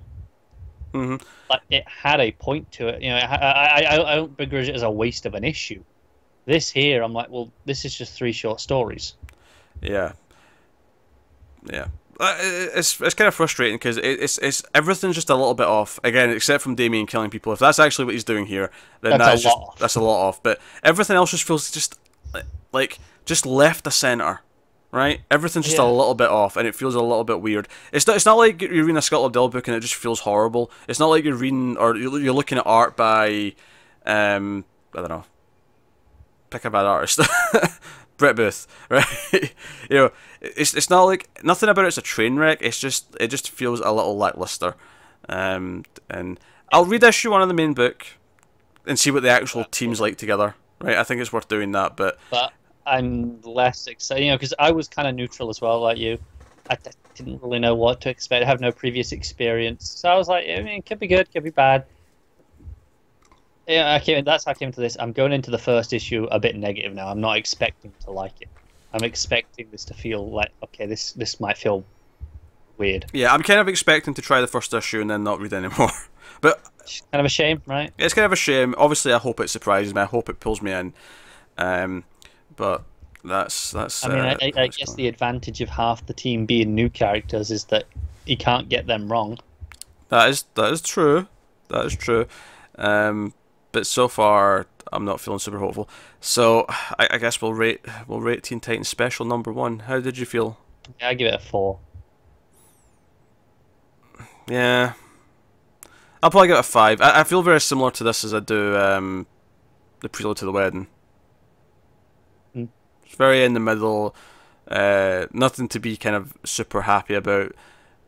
Again, though, if they confirm that he's actually killing people, then it would probably shoot down like 2 points. Like yeah, right now, I'm giving the benefit of the doubt. That being ambiguous. Yeah, I'm giving the benefit of the doubt because it's off panel. I'm assuming something else is there. That maybe this will come back up in the main book at some point. Like because they'll find out, wait, did you kill Black Mask? And they'll think he did, and then it'll reveal later, no, he didn't really kill Black Mask. There was more to it than that. Like that'd be my hope. But even that's like, why are we doing this, right? Which, by the way, Harley, like, it's actually shocking to me how much Harley is different in every book. Because before it was just, okay, in her main book she feels different from everything else in the DCU. Now it feels like, New Justice, or so No Justice Harley, and then you get Harley which pops up in the Teen Titans special, and then there's Harley in the Suicide, or the Prelude to the Wedding issue. Like, they all feel a little bit different. Harley feels like she's all over the place. Yeah, I feel like we're edging overall to her being closer to the her own book one. Like the New Justice one was kind of that version. It was along those lines. From what I'm hearing, Prelude and Titan sounds more along those lines, right? Whereas her Suicide Squad version was drastically different. Yeah, don't know. It feels inconsistent. It's hard to get a grasp on the character. Yeah, I mean. It's hard to hold her that against her in this particular issue when Damien feels inconsistent. Yeah.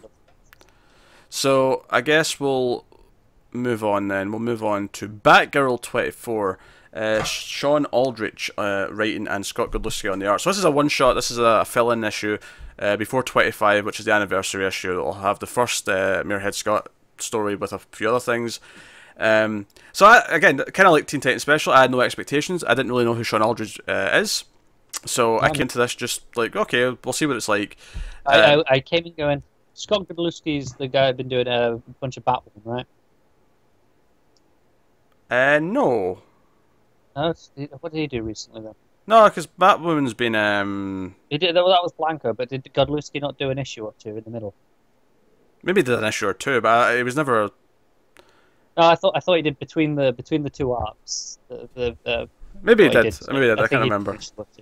But it's been Blanco recently though, for the last arc or so. So I came in, and typically with these one shots, especially when I don't know the writer, I tend to err on the slight side of caution, where I'm not really looking forward to it because it's such an unknown. But sometimes it gives me any surprise. This ended up being okay. It was kind of like, I felt like it did a decent job of continuing the tone that Larson's had. It wasn't amazing, but it kind of had, like, because the plot here is that Batgirl's informed of like someone who used to go to high school with her is showing up in the hospital beaten up, and she ends up following him. And he's a coder, like her. So she was the second best at coding in high school, behind her. And it turns out that he's working, for some villains, and she fights her way through, thinking that he's being forced to do this, but he's actually. This is his plan. And I almost took a turn against the issue when it was like, oh no, he's actually evil and he's like threatening Batgirl. I liked it a bit more though when it turned out why he was doing all this. It's because all these guys work for Two-Face, and Two-Face is the reason why his dad died. His dad, because they set up early in the issue that his dad's also a cop, and like Barbara kind of related to him a little bit because like, oh, we both knew what it was like to have a dad as a cop and the fear that came with that. But then it spun back around when he activated the bombs anyway. Yeah, I didn't like that part. I liked when it was just about revenge, and it was this sort of sad tragedy of like he wants revenge on Two-Face. Yeah. I liked that part. And I liked the final little joke as well. I thought Babs would be playing it a bit close with saying thanks for being alive to Commissioner Gordon. Yeah, that was a little weird. That was a bit on the nose. I did laugh though when she disappeared. She Batman's out the scene and he's like, oh, I guess they all do it. Yeah. It does feel very much like one of the one-shots that Larson did between arcs. It does, Not quite as good. Not as good, yeah, but in that tone, in that vein, it's hard to complain too much. Yeah, it doesn't feel like a departure. I had a fun enough time reading it. I thought Batgirl's like inner monologue and some of her thought bubbles and stuff were fun little quirks and Yeah, stuff. I think that's a point. The thought bubble stuck around, which really helps it feel consistent with the previous stuff. Yeah, no. Some art things, some I liked, some I didn't. One, I just want to point out, to go back to the review of Detective earlier on. How I mentioned the transparency. We got one of those. Kind of. They didn't use transparency, but they did the similar effect. It was a fight sequence of her moving through and then her at the front. It was just as she's following him into the lab, computer lab, and you get all the muted color versions in the background flowing through. Oh yeah, I like that panel. Yeah, no, I do as well. But that's an example of what I was talking about at the start. Oh, cool, yeah. No, I really like that. It almost feels like it's doing the old boy thing, where all this fight's taking place behind her, and then she's at the front, like, sort of like, all right, it's time. Yeah, it's moving on. It's good. Some things I didn't like is there are some points where the suit are in this really weird light, and it like it's supposed to be in shadow. I think it's a little bit before that I'm just referring to. Yeah, a couple of pages before that, it's supposed to be shadow. It has all like these dots, and it just looks like it's this weird color. It doesn't look like the purple sheen. The material looks different. Yeah, okay. I'll say my critique of the art would probably be I'm not really keen how the Two-Face looks. Yeah, I'm all right with the Two-Face. I don't know what it is specifically. Do you know what I think it is? I think it's the red outfit with the red face. Yeah, it might be. And there's no like half colours in the suit either. It's just it's actually a really normal looking outfit for someone. Yeah, like, it doesn't look bad. I think it's just too much red in combination with the half face. Yeah, maybe that. It may be that. Yeah, but hey, so it's not a bad single story though, by any means. No, and there are some nice flow to the art, like when she's undoing her hands are tied up, and she's undoing it on the left side of the page. It's going down as the conversation's going on. I thought that had a really nice flow to it there. Yeah, I like that as well. So hey, I mean, I guess that's Batgirl. I guess we'll rate that out of 10. What are you thinking? I think it's a solid 7. Yeah, I agree with that. 7. Yeah, fine 7. So we'll move on. We'll move on to the Terrifics number 5. Jeff Lemire writing and Doc Shaner on the art. So Terrifics, we had kind of a one-shot story last time. This one is kind of returning because the villain that pops up in this was the one that was teased back in like issue 2 or 3, right? When we broke away to the city in the World Cup. Yeah, I think that's what this was. I actually kind of like how the first several pages, they're all 4 panels, and you've got one's Terrific, one's Linya, one's Plastic Man, and one's Rex, and all their stories are playing out over the pages, one panel each per page. I like that. It's this sort of thing where, because obviously the thing in the plot right now is that they can't be more than a mile apart, or they get snapped back into place. Yeah, and potentially die. It's funny because I really like that, and I think when we shift away from that after those first 2 pages, we shift to 3. But I know it's because some of the characters meet up.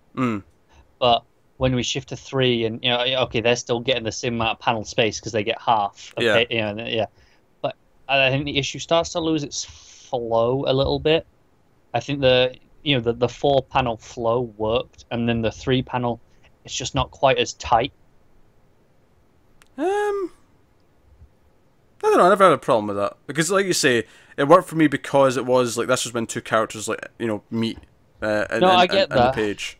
So for me, it never really, to me it felt natural because it was even the same layout where it was, Terrific was the top left, Phantom Girl was the top right, and she phases through the ceiling into his room, so now she's still on that same side. I think what the problem with the flow is up to that point, it's kind of even, with what's going on. Everyone's getting their fair share. Whereas at that point, they're having the top, they're having the top 2 panels, so they should be, half of that page. Yet they're significantly less than the bottom half in terms of dialogue and what's going on in the page. They're actually quite a lot less. So I feel like that's what takes the flow away for me. It doesn't feel even anymore. Yeah, I never had that issue. I don't know if I necessarily needed it to feel even in terms of the dialogue, I guess. No, it's just the pace at which you read it. I feel like, those first 2 pages, I feel like, okay, no, I'm spending an even amount of time on everything. And but I I like that it switches back to the 4 when they split up again. It's a really nice little touch, because basically what's going on here is Plastic Man's trying to talk to his ex. He's like, oh, you know, I've been gone for 5 years. Oh, my kid's 17 now, shit. And he's trying to explain, you know, he was an egg, and not going very well, as one would imagine. Rex is talking to Thingy's daughter, and he's like, oh, I'm going to leave after this. You can't be under his thumb anymore. She gets kind of pissed at him. He ends up smashing what's his face. Big dude. Well, Narc. Yes. Yes. Is it Narc? That sounds familiar, but I'm not sure. I forgot his name. But yeah, he starts beating him up because he cracks a line at him. And then the alert goes off. So no, I like that it was taking time to like deal with what everyone's going through. You know, Phantom Girl's like, hey, why couldn't I stay on Bigazadil? And he's like, oh, because you know we can't separate. And besides, I think Rex would whine about being away from his girlfriend more than you, than you are about being away from your planet. And he's like, well, that's true. Yeah. So no, I think the banter between them has all been so good. I actually think this is the first time they've given them an extended portion of like, no, you're all on your own doing your own thing for a bit. Let's see how you all are, like, now that the team's formed and now you're stuck in this situation. I also love the page when the alert's going off and it's like between them, it's like, this better be good, but it's like all of them like through all their bits saying it. I really like that. So then, of course, they get to the city, and you know that this character like Rex, someone who has the same similar powers, is attacking the city. There's some fun stuff here. Rex becomes a big wall to try and protect the civilians, and I think this is where my biggest problem with the issue is. Plastic Man just doesn't do enough in terms of, you know, when I've got Shayna doing my art here, I want him having fun with Plastic Man, but he mostly just stretches all issue. He does the one, you know, the hot air balloon. Hot air balloon. That's about it. Everything else he's just stretched.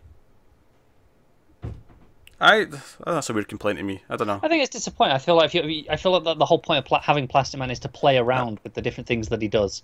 I don't know. That feels like a weird complaint to me. No, it's the same as, you know, when when you don't like when Green Lanterns, when they always use the same things over and over. It's like you want to see some variety.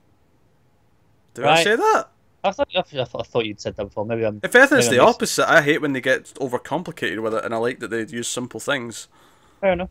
I thought I maybe mismixed you with someone, but I feel like have some fun with him instead of just stretch. I feel like I don't know. It never stuck out to me. Like I feel like you know, he's been doing so much of it throughout the book. I don't think necessarily in one issue it's a big deal if there's only one or two actual like shapes that he does. I think that's why it sticks out, is that it's been so consistent with all this constantly changing, whereas here it's once. Well, it sticks out to you. I never noticed until you said that there. It never even occurred to me. It stuck out to me. I was having fun with the action. I think it's really well drawn. I thought like Rex's face on the wall was pretty fun, and I think that's maybe why it doesn't stick out to me, is because they're doing more wacky things with Rex in this issue. You know, this is way wackier than he typically gets with these formations. And we get Algon, the ancient elemental man, who kidnaps Rex, and the rest of the team are like, shit, if he takes him away, we have to go with him because we can't separate. And they end up getting trapped, fighting like various almost like. Yeah, the portal seems to have taken them to different places, right? Yeah, it's like, and I think they're all like, it's all stuff that's specifically like targeted at them. Yeah, it's all different elements. Because Plastic Man goes to like a rocky looking place. Phantom Girl goes to like something that's all kind of like smoke. So does Mr. Terrific, admittedly, but his is all green. Type of smoke. Yeah, his is almost like in space looking sort of thing. His looks toxic, whereas hers looks more like. Well, there's like an army coming out of hers, right? You know, when you go to the next page, the final page. Yes. There's like an army with swords coming out of it. Yeah, you're right. Yeah.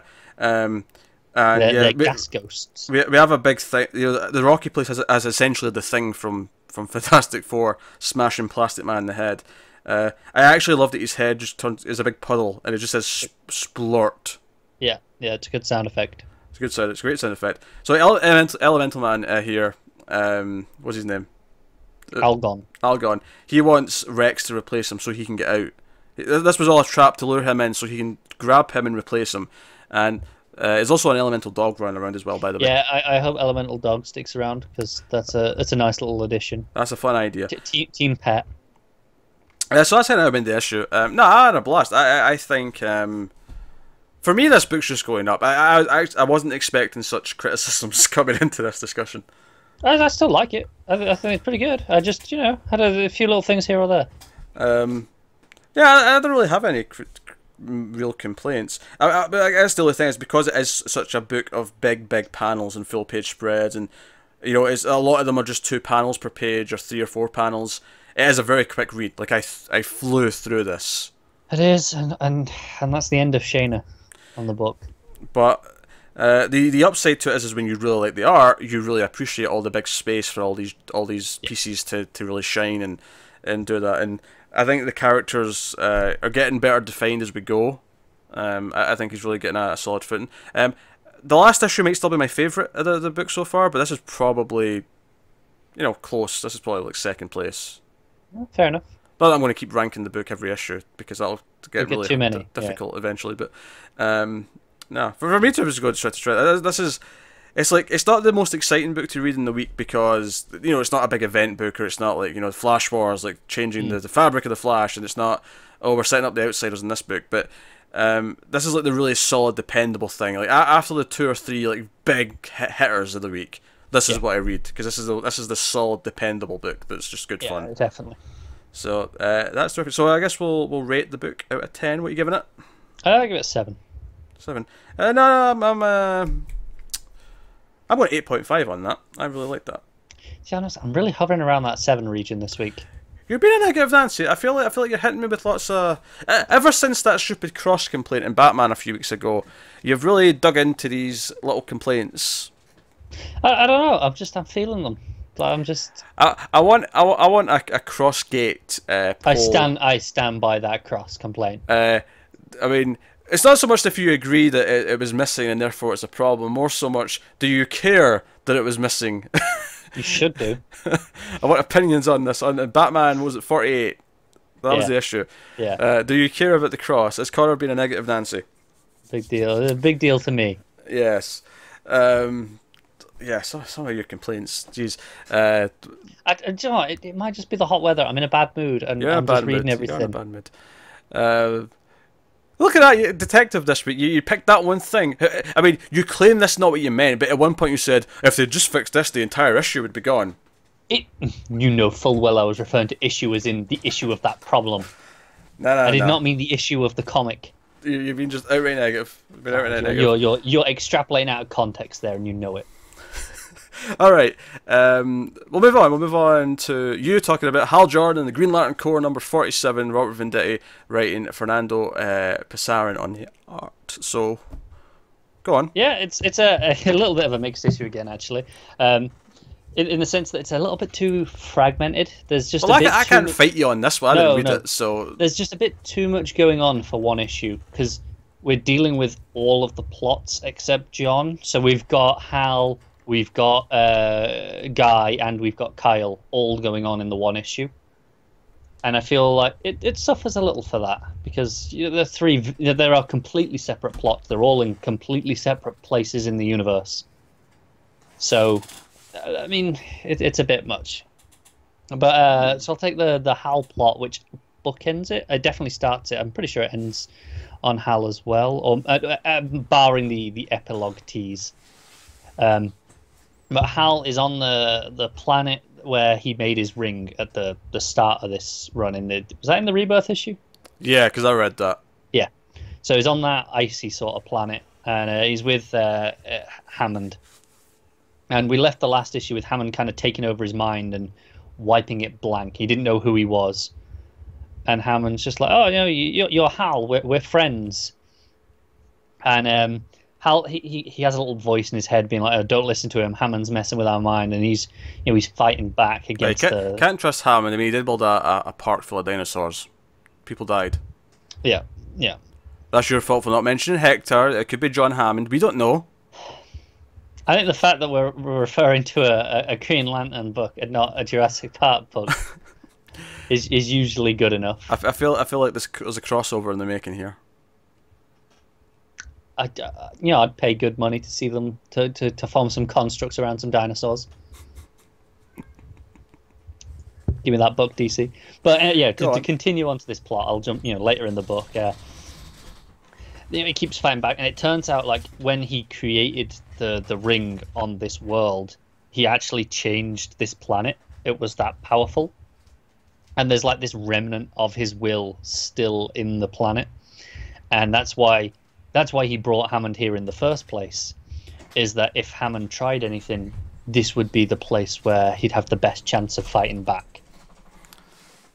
And you have this great page of he sees this Green Lantern version of himself because he's in his civvies at this point, and it reminds him who he is. And it's like, no, we're Hal Jordan, and then and then he's back, and then Hammond's like, right, okay, I'm the God Brain, and you're strong enough to resist my powers. Do you understand all those guilt that the thoughts that you have about, oh, maybe I should kill them, the fact that you can resist me proves that you can resist those thoughts. So they're just feelings and thoughts, so that you'd never actually act on them. So you're okay. You're still a good person. Cat's fine, just for the record. Cat's fine. As I didn't care. I'm sorry. I'm just thinking of Jurassic Park jokes now. I'm just thinking, like, he's not confident. He's like, I can't do this. I can't do this. How am I supposed to do this? And then Hab is just going to go, life finds a way.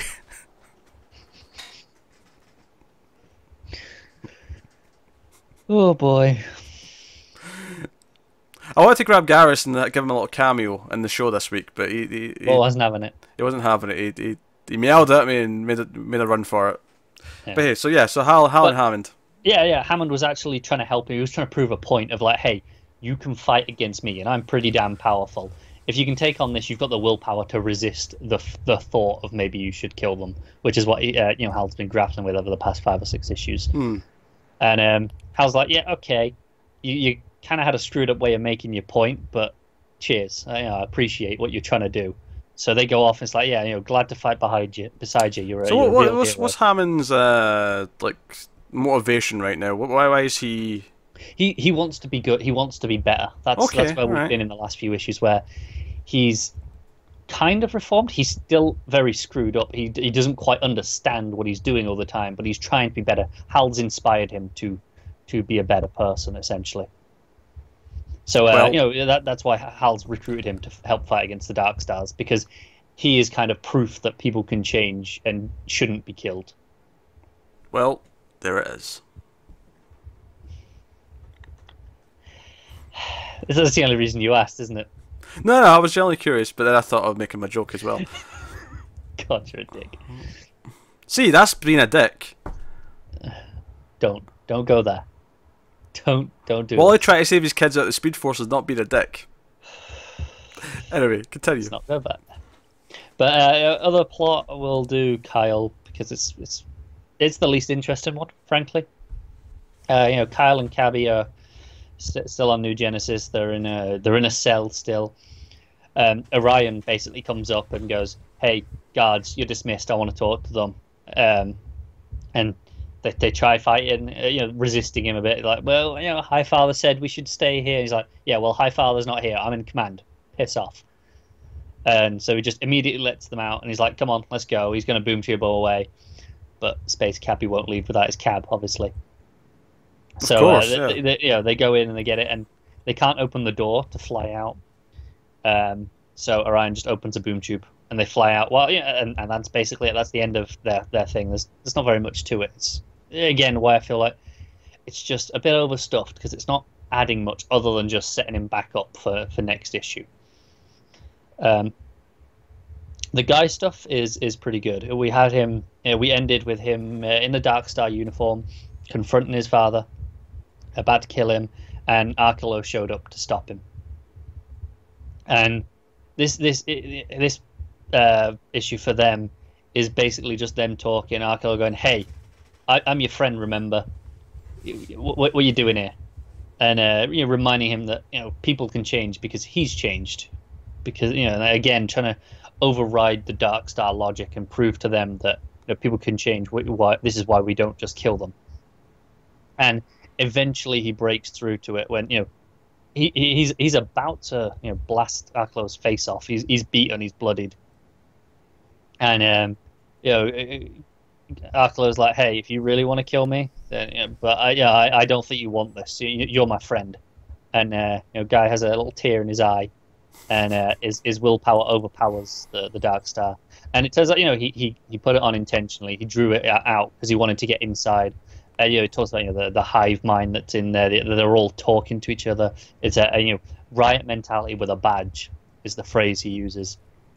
And then him and Arklow, he goes, "Hey, any chance of the rest of the Yellows joining us?" And he's like, "No, they probably hate me just for helping you out on this, but screw it." So obviously they're off back to join the fight, and that's pretty much it. Everyone's heading back to Mogo, and not a moment too soon, because the epilogue is Kilowog and Salak just back at base, tending to some wounded that have been hurt by the Dark Stars, being like, I don't know how John does it, making all these choices. They don't envy him. And then the Dark Stars show up, and there is a shitload of them. They just form a massive circle around Mogo, and that's where we leave it. So we're gonna presumably have the rest of them come in as the reinforcements with their various helps that they've recruited over the last few issues. Yeah, because we're getting 50's the last one of this run. 50's the last one, yeah. So we've got got 3 more. Interesting. Yeah. That sounds. It's nice that all 4 lanterns are getting some time. I mean, that's nice. It is. No John in this issue, but his stuff with Zod's kind of done. Yeah. It's just on his way back. Yeah. Plus, you're getting your John fix in Justice League now as well. So. Yeah, no, it's true. I think, like I said, art's pretty solid. Very little complaints, but it's nothing standout either. Except a couple of panels here or there, like when Hal remembers who he is, and he flares up with all his power. He's like, "Beware my power," and that's a pretty nice panel. And then the ending full page of the Dark Star surrounding Mogo is a really nice page as well. Like I said, a little overstuffed. I think it's the guy and the Hal stuff works. It's Kyle just. It doesn't add anything other than, oh yeah, he's heading back. It didn't accomplish anything other than, I mean, he's got Orion, but he didn't have the same arc that the others went through. He just showed up, went, "Hey Orion, do you want to come and help?" That was about it. Well, you're in it then. I give it a 7. Alright. That'll take us on to Mera, Queen of Atlantis, number 5. Dan Abnett writing, Lan Medina on the art. This is me and Matt read this, but Matt's not here, so I guess it's over to me now to talk. For some time. So we're in Zebel, and they're trying to Orm and Mera are trying to convince the king to just join the fight, go after Wrath, and Orm and the king are kind of talking together, and it sounds like there's going to be conditions, and what's Orm going to deal with, because Mera has a little what appears to be a fight at first, but it turns out this was a wanted sparring session with our old trainer who trained her when she was younger. So there's a camaraderie there and whatnot. But the whole thing is ultimately they go to see what the decision is. The king's announcing what the choice is, and it's we will go and fight Wrath and strengthen both Zebel and Atlantis under a condition, is that Orm becomes king of Atlantis once this is over. It can't be Mera. Because at first they just say, it has to be, we can't have you, a traitor, being seen leading our forces into battle. It has to be Orm, and she's like, okay, I'm hesitant, but fine. If you have to have that visual, that's fine. But it's and he has to be king at the end of this. Well, wait a minute. And it's not because Mera makes it very clear, especially in her narration. This is not about it because she definitely wants to be queen. It's just no. Orm can't be king. He has shown what he might do. He is unstable. He is unfit for that. And earlier on with her mentor that she ran into, he was like, remember, they're going to try and betray you. Don't trust your grandmother. Don't trust the king. But remember the rules and the traditions of Zebel, because they will not break those. And basically all the soldiers, all the troops are all around her, and no, you can't fight all of us, Mera. You may be powerful, but you can't fight the entire nation. And she's like, all right, in that case, I challenge Orm to trial by combat, because they have these strict traditions, these strict rules. So, and shit, could she do this? Well, it's the rules king, and it's okay, so she can actually fight Orm now for the throne of Atlantis. And so that's where we're getting into now. So this was issue 5. So we're getting into the final issue, and it's going to be her fighting Orm in trial by combat in Zebel. Because that's the other thing. Actually, I even thought the darkest part of this is that and wanting him to be king, they want to connect the lineage. So they're going to, like, or they've kidnapped Tula from land, because we got that at the end of the last issue, like, people were grabbing her off the beach. Orm has agreed to marry Tula off, his sister, to the king of Zebel. And Mira's like, what, are you serious? You're going to marry off your sister against her will? And Tula's like, what the hell, Orm? No. So she's also fighting for Tula, so that she doesn't get married off against her will. Who's also trying to fight back, obviously, but, you know, again, entire army.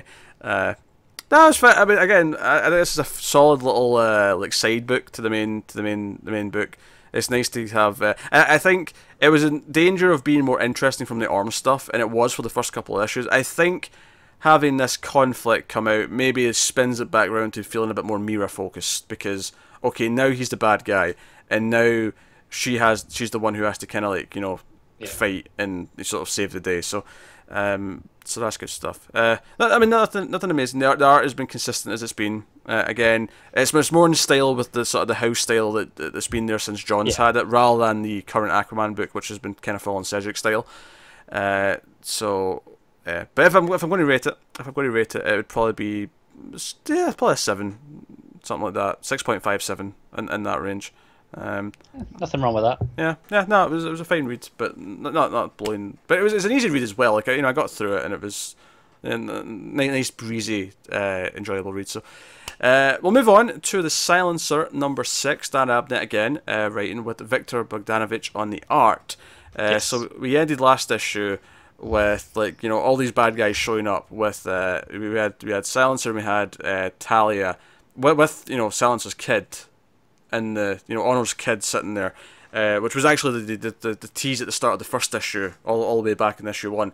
Yep. So the kid's in a bubble, you know, in a silence bubble, behind the table, whilst Talia and Silencer are taking on the hordes. And this is a lot of the issues, them bantering as they're fighting off all these bad guys. It comes to Deathstroke, because Deathstroke's kind of the one who sold them out to the villain who wanted them. But it's mainly them, like, bantering, and, like, her, like, saying, oh no, I want out of this, and you dragged me back in, and oh, that was you, Talia, who ordered that hit, and now they want against you because you did, or you killed one of your sort of sub bosses and whatever. The art's great. It's good combat. But Bogdanovic is really good. And you know, it's all, and it's all about the ending for me, because Talia goes for her kid, and Honor does not hesitate. She just turns Talia around and stabs her in the chest. I really like that. It's because it was kind of like, okay, she's got bite. Like, it's not just that she's a good fighter against bad guys, she's got bite. Like, and Connor's muted, I can't hear a word he's saying.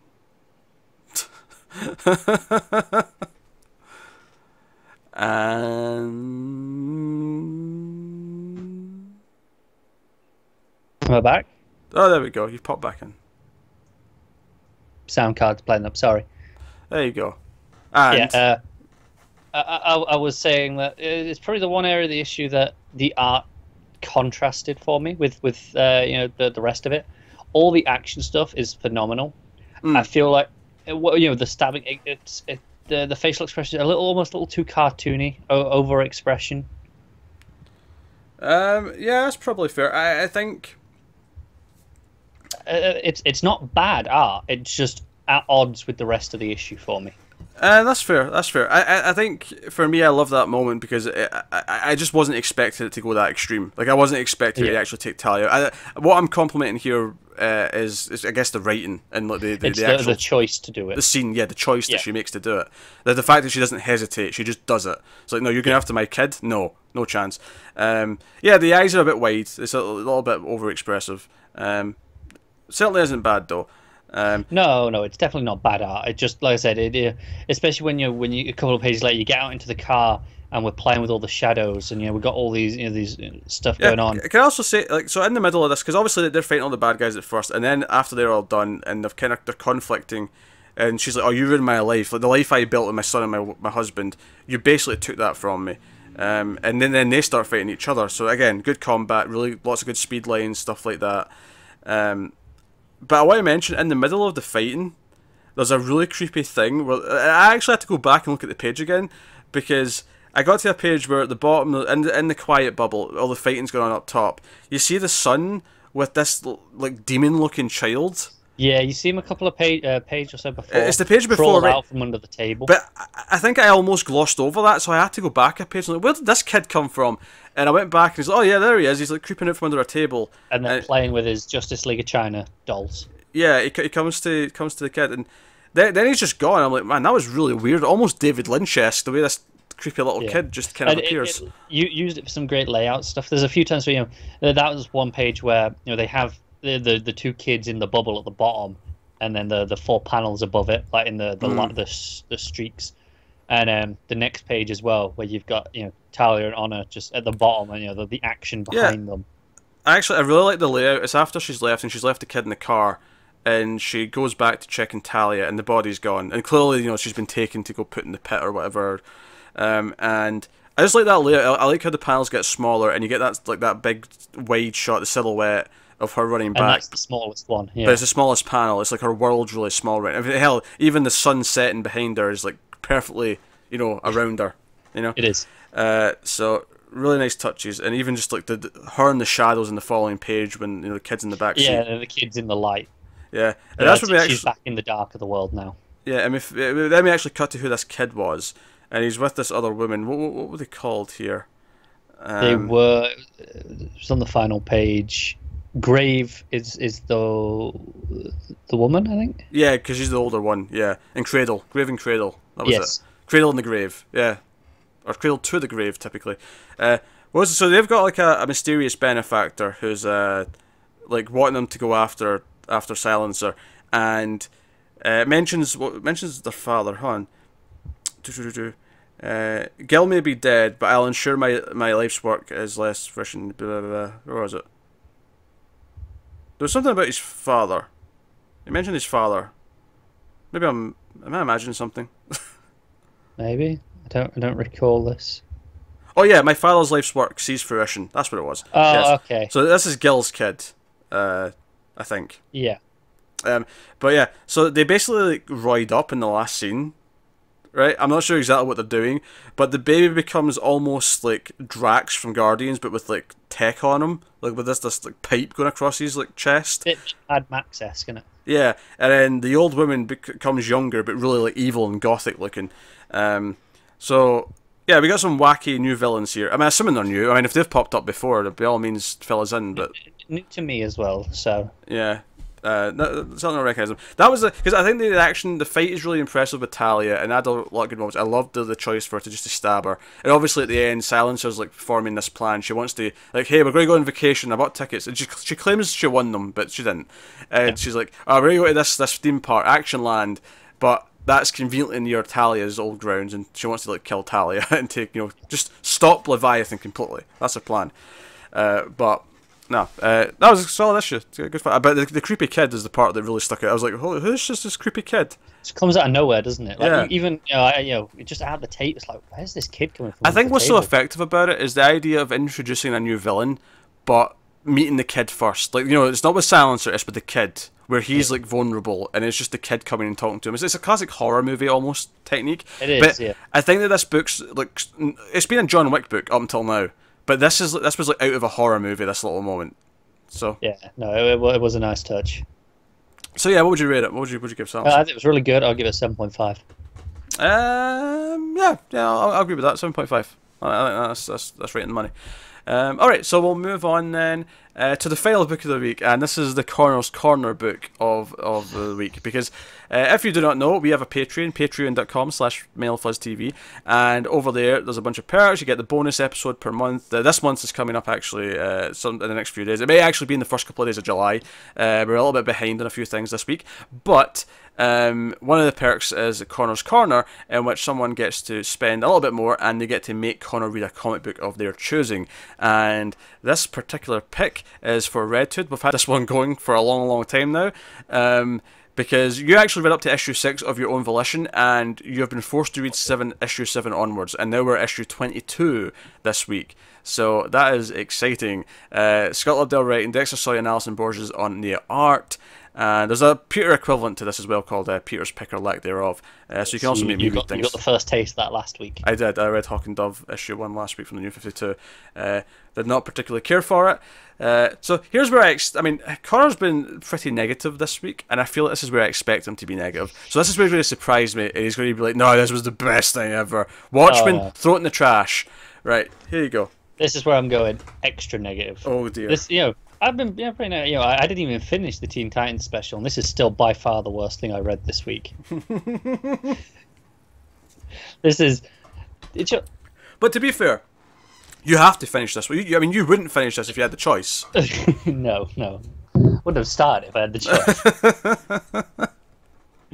choice. This issue is such a mess in its structure and its flow. Like, I don't understand. We start where we finished last issue, with Jason, the Penguin Casino, taking out all the guys and whatever on his escape. And he's talking to Penguin, going, you're gonna take, you're gonna work for a cut of your money. I think, well, yeah, you're gonna be working for me, Penguin, and you'll get your fair share. And Penguin's not happy. Obviously, it's like, well, you want me to have a take of my own money? Yeah, that's not happening. Because there's no way you walk away from this without. And then he turns around and he's Batmaned out with the money, obviously. And then we cut to a flashback of Artemis, and this is the other artist here. I'll talk. I talk about Dexter all the time. You know what to expect. He's always reliable, right? Borges here it's okay. I'm not entirely sure why this flashback's here. It doesn't really accomplish much. It's Artemis a few years ago, and basically it just shows that at one point she was a bit of an assassin, for hire, and Lex hired her to do a job.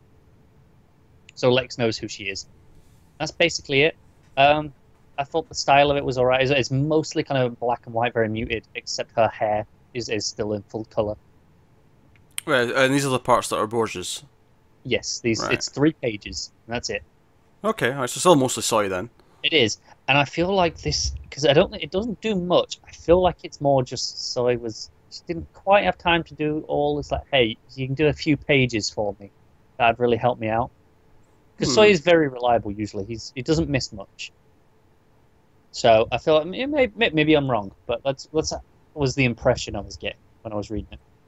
Okay. But then we cut to her present day. She's gone to see Lex because she wants to see if he can do something for Bizarro, who is regressing. Because we basically go, she gets called into the meeting with him, and then we cut away to Bizarro, who's out in the city getting a hot dog. He's regressing. I have to critique a thing of Dexter Soy in the art here, and maybe some of the script as well. I'm not sure entirely who to blame. I think it's a bit of both. So he gets his hot dog, and the guy goes, "Oh, great, that's 2 bills." And he puts down 2 notes and goes, "Oh, will this suffice?" And the guy's like, close enough. And I wasn't sure what the implication is, because he's got a look on his face that is kind of like he's scared. But Bizarro's not doing anything particularly scary. And I wasn't sure, was the impression here that he's losing the ability to think properly, and he's given him way too much. It's like put like 200s in, right? And the guy's supposed to have an expression of like wonder, like, whoa, okay, this is a lot. Yeah. Or if it's genuinely not enough, because there is 2 bills there. Like I can't see the denomination though, because it's not actually, can't see that much up. Yeah, it's just some green squiggles. It's not even that. It's side on because he's putting them in flat. Oh, okay. Palm. I see. So you can't see anything. You just see that there is 2 pieces. There are 2 bills there, and I'm like, so I don't know if it's a miscommunication here in the expression, because he looks scared, but I don't quite get it there. And so a genuine art critique, which is something I don't have often with Dexter Soy. And then we get some nice stuff with Dexter Soy, merely, Bizarro walking around town eating his hot dog, just kind of enjoying being smart while he still is. There was a lot more hot dog speak in this issue than I thought there was going to be. Yeah, oh no, there's a whole bit of him talking about how he take the taste of the hot dog, all these chemicals, and the way it all comes together. Like It's really overworldly. Like, I could just skim some of this. Like, there's so much covering up his art. It's just not necessary, because you get it. He's going around like just enjoying it, right? Hmm. There's an old man who's there when he's crossing the street. It's like, I can give us a hand across the street because I don't think I'd be quick enough, until the lights change. And he's like, yeah, sure. He's all respectful. He's still around his, very, Clark Kent sort of look in the suit and the hat. That classic look. It's so he kills that look. It's fantastic stuff. But slowly, Bizarro's, he's walked through and he's losing his mind, and it gets to a point where he's kind of lost. He realizes he doesn't remember his way home. And at that point, we cut to Jason. Obviously, so he's finished with the Penguin stuff, and he's talking to young Faye Gunn, the granddaughter that was introduced an issue or two ago. And she's just like, yeah, basically, I don't really talk to her that much, but I haven't heard from her years. But this, I got a package on my doorstep and a note saying, bring this to the only person on earth I trust, Jason Todd. And so she slides him an envelope, but he doesn't open it, and he gets a call from Bizarro. And he obviously has to go off and help, but we'll get to that. This is when we finally now cut back to Artemis in her thing with Lex. In her meeting, being like, hey, can you help him? You kind of owe him. And Lex is like, I don't owe him shit. I saved his life. I created him. Basically, the only reason he is there is because I wanted, to see him out in his own environment. It is a test subject. I wanted to see how he would react in the world. And he's got all these cameras and all the stuff, But Lex gonna Lex, basically. Lex finds a way. Sure. And that's it from that side of things, from that plot.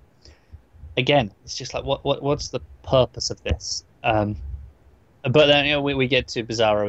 He's out on the grass. He's watching the moon over the city, and Jason comes up to him. He's like, hey, yeah, no, I called because I forgot how to get home. I forgot the word home. And it's just like, I was trying to be better, the person that you want me to be. And Jason's like, no, you already are. What? And there's what's in the envelope? No answer. He's like, yeah, who cares? Worry about it tomorrow. And that's the end of the issue. Bizarro just saying, yeah, he's scared, and Jason's like, yeah, I'll be all right. And he's like, no, he's lying, but it'll have to be okay. And so finally we're getting proper Bizarro back, it seems. You can hope. Do you know the downside is, losing Bizarro entirely in a few issues, right? That was that solicit, whole new team. Yeah, whole new team. Red Hood's building a new team. So just some getting back to the Bizarro stuff that has actually been pretty good. It's gone like, I don't know. This stuff with Bizarro is not that bad. This final part of this arc of him going back, him having a bit, because Bizarro's, he's the emotional core of being scared that he's losing his mind. Yeah. Stuff. I can't really fault that. I don't really buy. I still don't buy the relationship with Jason and that much. Yeah, and it's been a bit of a chore with him being smart and boring. Oh well. But, like I said, just a structural mess, as the way it jumps around all these things, all these scenes that don't really come together. Well, what you rating it then? I'm to give it a 3 because I even had art critiques this time. I rarely have that with this, so. Lobdell finds a way. Okay, so that does wrap up the books then, which does take us on to picking our favourites, best moment/panel, best cover, best artist, and top 5 books of the week. That's what we're about to do. So, best panel/moment first. What have you got? You'll have to give me a second on this one, because this is probably the only one I'm unprepared for. Oh dear. Yeah. Oh dear, oh dear, oh dear. I think I've got mine. I think Supergirl holding Superman as he's on the moon, carrying him off. Like I think for me that's the panel. Oh, actually that first page with Man of Steel with the Rogol Zar's eye looking down on Kandor was really good too. Fair enough. No, I'll go with Superman. I'll go with Supergirl carrying Superman. That was really, really good. Okay, I think I'm actually going to go with the page of Alfred stitching up Duke. Okay. In Detective Comics, and mostly just for the layout. I think it was a really nice layout, and I really love seeing inventive layouts. I feel like too often I get here's just a bunch of boxes, right? And this is ultimately just boxes, but they're just off, and it uses the layout to an effect that I like. And you're sure that the non-transparent Duke on the previous couple pages was not enough to ruin this for you? Doesn't ruin that moment, no. Said it ruined the entire issue. One day I'm going to punch you so hard. Best cover. Best cover is what we do next. I have to have a look at them, I think. Yeah, I mean, there's a couple that stick out. The Batgirl variant. Oh, it's the Flash variant. Easy. The Flash variant is excellent. Yeah, but the Batgirl one's really good. But the Flash variant is absolutely gobsmackingly good. It is. I think I'm actually, because I like both those, but those are the easy picks. Mm-hmm. I'm actually going to go with the Hal and Pals. It's Tyler Kirk. I mean, it's Hal, and he's got a big giant lantern on his back, and he's holding it up, and it's weighing him down, and it's a gorgeous image. Yeah. So I'll go with that. Best art of the week. It's Doc Shaner, isn't it? I'm just scanning. I mean, it might be Hughes for you, admittedly. Yeah. No, Shaner was great on Terrifics. It is between Shaner and Hughes for Man of Steel. It's tough. I think I am going to go with Man of Steel with Hughes, but my reason for it is that there's just more emotion in that art. Whereas Terrifics is very light-hearted and fun and pulpy. That's fair. It's great. And I do, and one quibble aside, I do like the art in Detective Comics quite a lot. Yeah, I quite like it as well. It's solid. It's solid art in Detective. Again, especially the stuff when it was, the TV stuff was good. The Batman with the getting out the smoke bomb and stuff. All of that played really well. It was all really, and it was all told in the art. It was all, you heard the narration, the recording playing, but how Batman was feeling and how he was reacting to it was all in the art. And it played well. So, but no, I think Hughes for Man of Steel's taking it for me. I feel like had I been reading Man of Steel, that would have been a potential from me, because I do like Hughes art a lot. But I'm staying with Shaner. So that was just the top 5 books of the week. Connor, top 5. Yeah, okay. I guess I'll start with Detective, then Flash, Batgirl, Hal and Pals. Isn't that 5? That's 4, isn't it? Detective, Flash, Batgirl, Hal and Pals. I could have sworn there was one after Detective, but never mind. Maybe there was, and I'm forgetting. But do you know what? I am forgetting Silencer. So I think I'll actually go Detective, Flash, Silencer, Batgirl, Hal and Pals. Right. Okay. I think I'm going Man of Steel at number 1, and then Terrifics at number 2,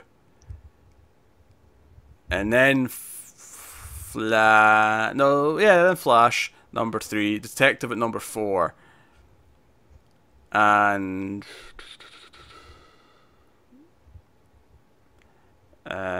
probably Silencer at number 5.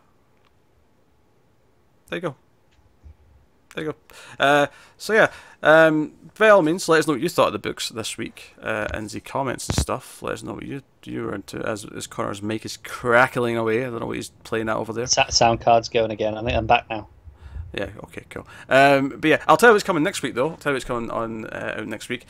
So on the show, we will be discussing Man of Steel number 6, the final issue. Matt is back for it, don't worry. So the biggest Superman fanboy on the show will be here for it. We got Batman 50, the big wedding, extra sized, should be exciting. We have Catwoman number 1, also exciting. We have Justice League number 3. We have Green Lanterns number 50, the start of the new run with Darren Jurgens. We got Green Arrow 42, Nightwing 46. We have Teen Titans 20 apparently. So that we actually don't have to wait very long for unless it's been moved. Just checking to see. Justice League, Man of Steel, Nightwing. I think it's been moved. It's been moved. Okay, right. So no Teen Titans then. All right, I shall delete that. And we get Deathstroke 33 as well next week. Also out, but we will not be reading, is Curse of Brimstone number 4, Harley Quinn 45, and The Unexpected number 2. Although Connor will get to Curse of Brimstone number 4 in a couple of months as part of Connor's Corner. Yes, I will. Unless Tyler changes his mind, he might change the book. It could do that for you yet. Could make you read it. Do I know? I think it's interesting. Usually, obviously, if you've been following the show for a while, you'll know the format is number ones kind of get a spotlight at the start of the discussion. Yes. But it's kind of impossible to do that next week. We can't discuss Catwoman until after we've discussed Batman. Oh, absolutely. It even tells you on the cover to read Batman first. So that's fine. That's okay. If it tells us that's what we need to do, that's what we do. So that's the big thing next week. I'm tempted to do bets on whether or not the wedding happens. Like, are they actually married by the end of that issue? Is it officially done? No, they're not. You definitely think no? No, I mean, they could do it, don't get me wrong, they could, but I don't see it. I see. My problem is I was arguing with James, a friend of ours, about this, because he was confirmed there's no chance in hell it's happening, and it's not that I think there's no way it's not happening. I just think it could go either way. I think it's pretty even. I'm not as convinced as saying there's no chance in hell it's happening. I think it could happen. I think nothing about what's coming after implies to me that it is happening, though. I feel like it's my argument for it happening would be that I do think it's not going to last forever. I think it'll be done by the time King's finished his run, but I feel like King may want to explore them as a married couple for a while. All right, okay, I'll put money on if it does happen. It's under the divorce comes in issue 100. Oh, it could be. That's it. You heard it here first. Could be. Try to think of stakes. Hold on. What do you have to read out for the show if you lose? I haven't got time to be reading extra books for the show if I lose. You can do it on week 3. Week 3's are quiet. No, I don't care. You didn't say this beforehand. Well, what's the point of making a bet if we're not putting stakes on it? Because Matt's not here, so it's not representative. He'll have a laugh about it when he comes back and he'll find out what you've been forced to read. No, because I ain't got time to read extra books, even on a week 3. Ah, God, you're lame. He's lame. I try to do it, folks. I try to trick him into reading something bad, but he's not having it. No, I'm not. Alright, fine. Oh, God. I can't wait till Matt's back next week. You're such a... Well, make a bet with Matt. Spoiled sport. You can play in all episode. That would take part in the activities. I have only been properly negative on a couple of books. I've had nitpicks here or there. They've not been the best issues, but most of them I've given like 7.5s. It's been a solid week. It's just not been a standout week. And then I had Teen Titans, which I really didn't like very much, and obviously Red Hood. I think those are the only 2 books I properly I think they're the only 2 I gave below a 7. So screw you. But tell me in the comments that he sounds really negative, even about the books that he claimed he liked. That's what I want to know, folks. That's what I want to know. I feel like I just had to balance out. You're so positive. I was like, well, let's balance out a little bit. Positive. I'll shit on a thing when it needs to be shat on. Yeah, but you didn't. I mean, you did a bit on Teen Titans, admittedly. I'll give you that one. And the Prelude. I don't like the Prelude either. Oh, that's true. Joe, I forgot that existed.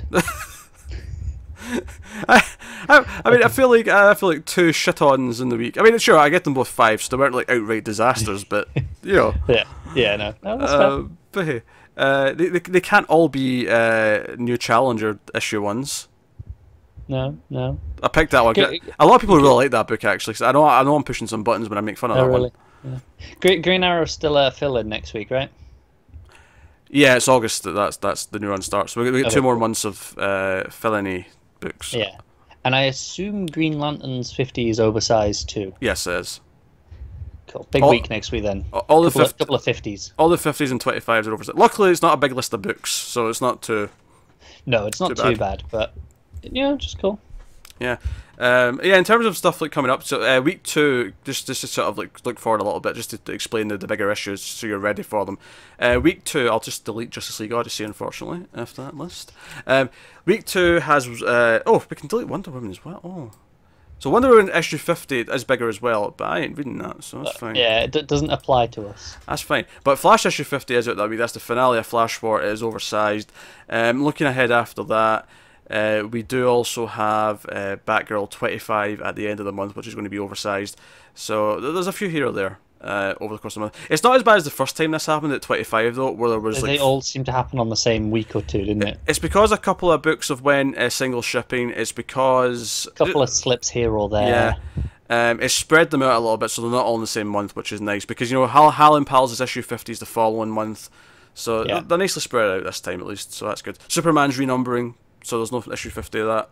No, that's true. So, that's a regular size, that issue one, right? It's not longer. Yeah, it's same $4 book. I thought so. Yeah. So yeah, that is episode 110. 110, and don't worry, Matt's back next week. Cool. That is. I don't know. I was trying to put as much shade into that as possible in your direction. You put enough. I just wanted to make sure that got across. So happy Matt's back. It did. Dear. Just watch Matt come back next week with some weird opinion that's going to piss me off, and I'll be, no, Matt, go away again. He'll somehow hate the final issue of Man of Steel. Oh, yeah. And you'll love it. Whatever. Just very unlikely, I admit, but just for the comedy of it. Yeah, a bit amusing. But hey, that's the podcast. That is 110. Let us know what you thought of the books in the comments. Like and subscribe, all that stuff. That helps us out. If you really want to help us out, go over to patreon.com/MailFuzzTV. We mentioned it before. There's links in the description to that. But you get bonuses and so on and so forth. Even $1 a month is great support. But if you can't, just watch the ads on YouTube or whatever. All of it helps. Any way you can. But thank you very much. Thank you very much for listening to the show, watching the show. We appreciate it loads. And that is us. I'm kind of rambling here in this outro. I'm not gonna lie. There's a running thing on this show where by the time we get to the end, 'cause it's such a long show, I'm always hungry when we're finishing. I've not eaten anything yet. I came in from work. I finished my last comics, and then been on here, so I'm starving. Yes. Yeah, Connor's why we're late. Actually, Connor wanted to start a little bit late because he was doing overtime. That's why we're a little bit later in the evening. Well, yeah. I mean, I got paid for that. I'm not criticising it. I'm just saying. I put out a warning tweet earlier today saying, "Oh, by the way, it'll be a few hours later than normal." Yeah. Just to avoid the panic in the streets that I knew was going to happen. The chaos. It's funny you say there has been times where we've been an hour later and people have been tweeting going, "Hey, where's the new episode?" Yeah, we're so. The funny thing is, though, is that sometimes the reason why it's late is just because we went an hour longer. So it was a 3.5 hour episode coming through, so it didn't finish till later. Therefore, it didn't finish editing till later, and therefore it didn't go up till. It really extends out the time because it's usually pretty consistent as to what time this goes up. Give or take, it's typically between like an hour or so at the same time. But hey, anyway, so thank you very much for watching and listening. We love you loads. Keep reading DC Comics, and always remember to never get lost in the Speed Force.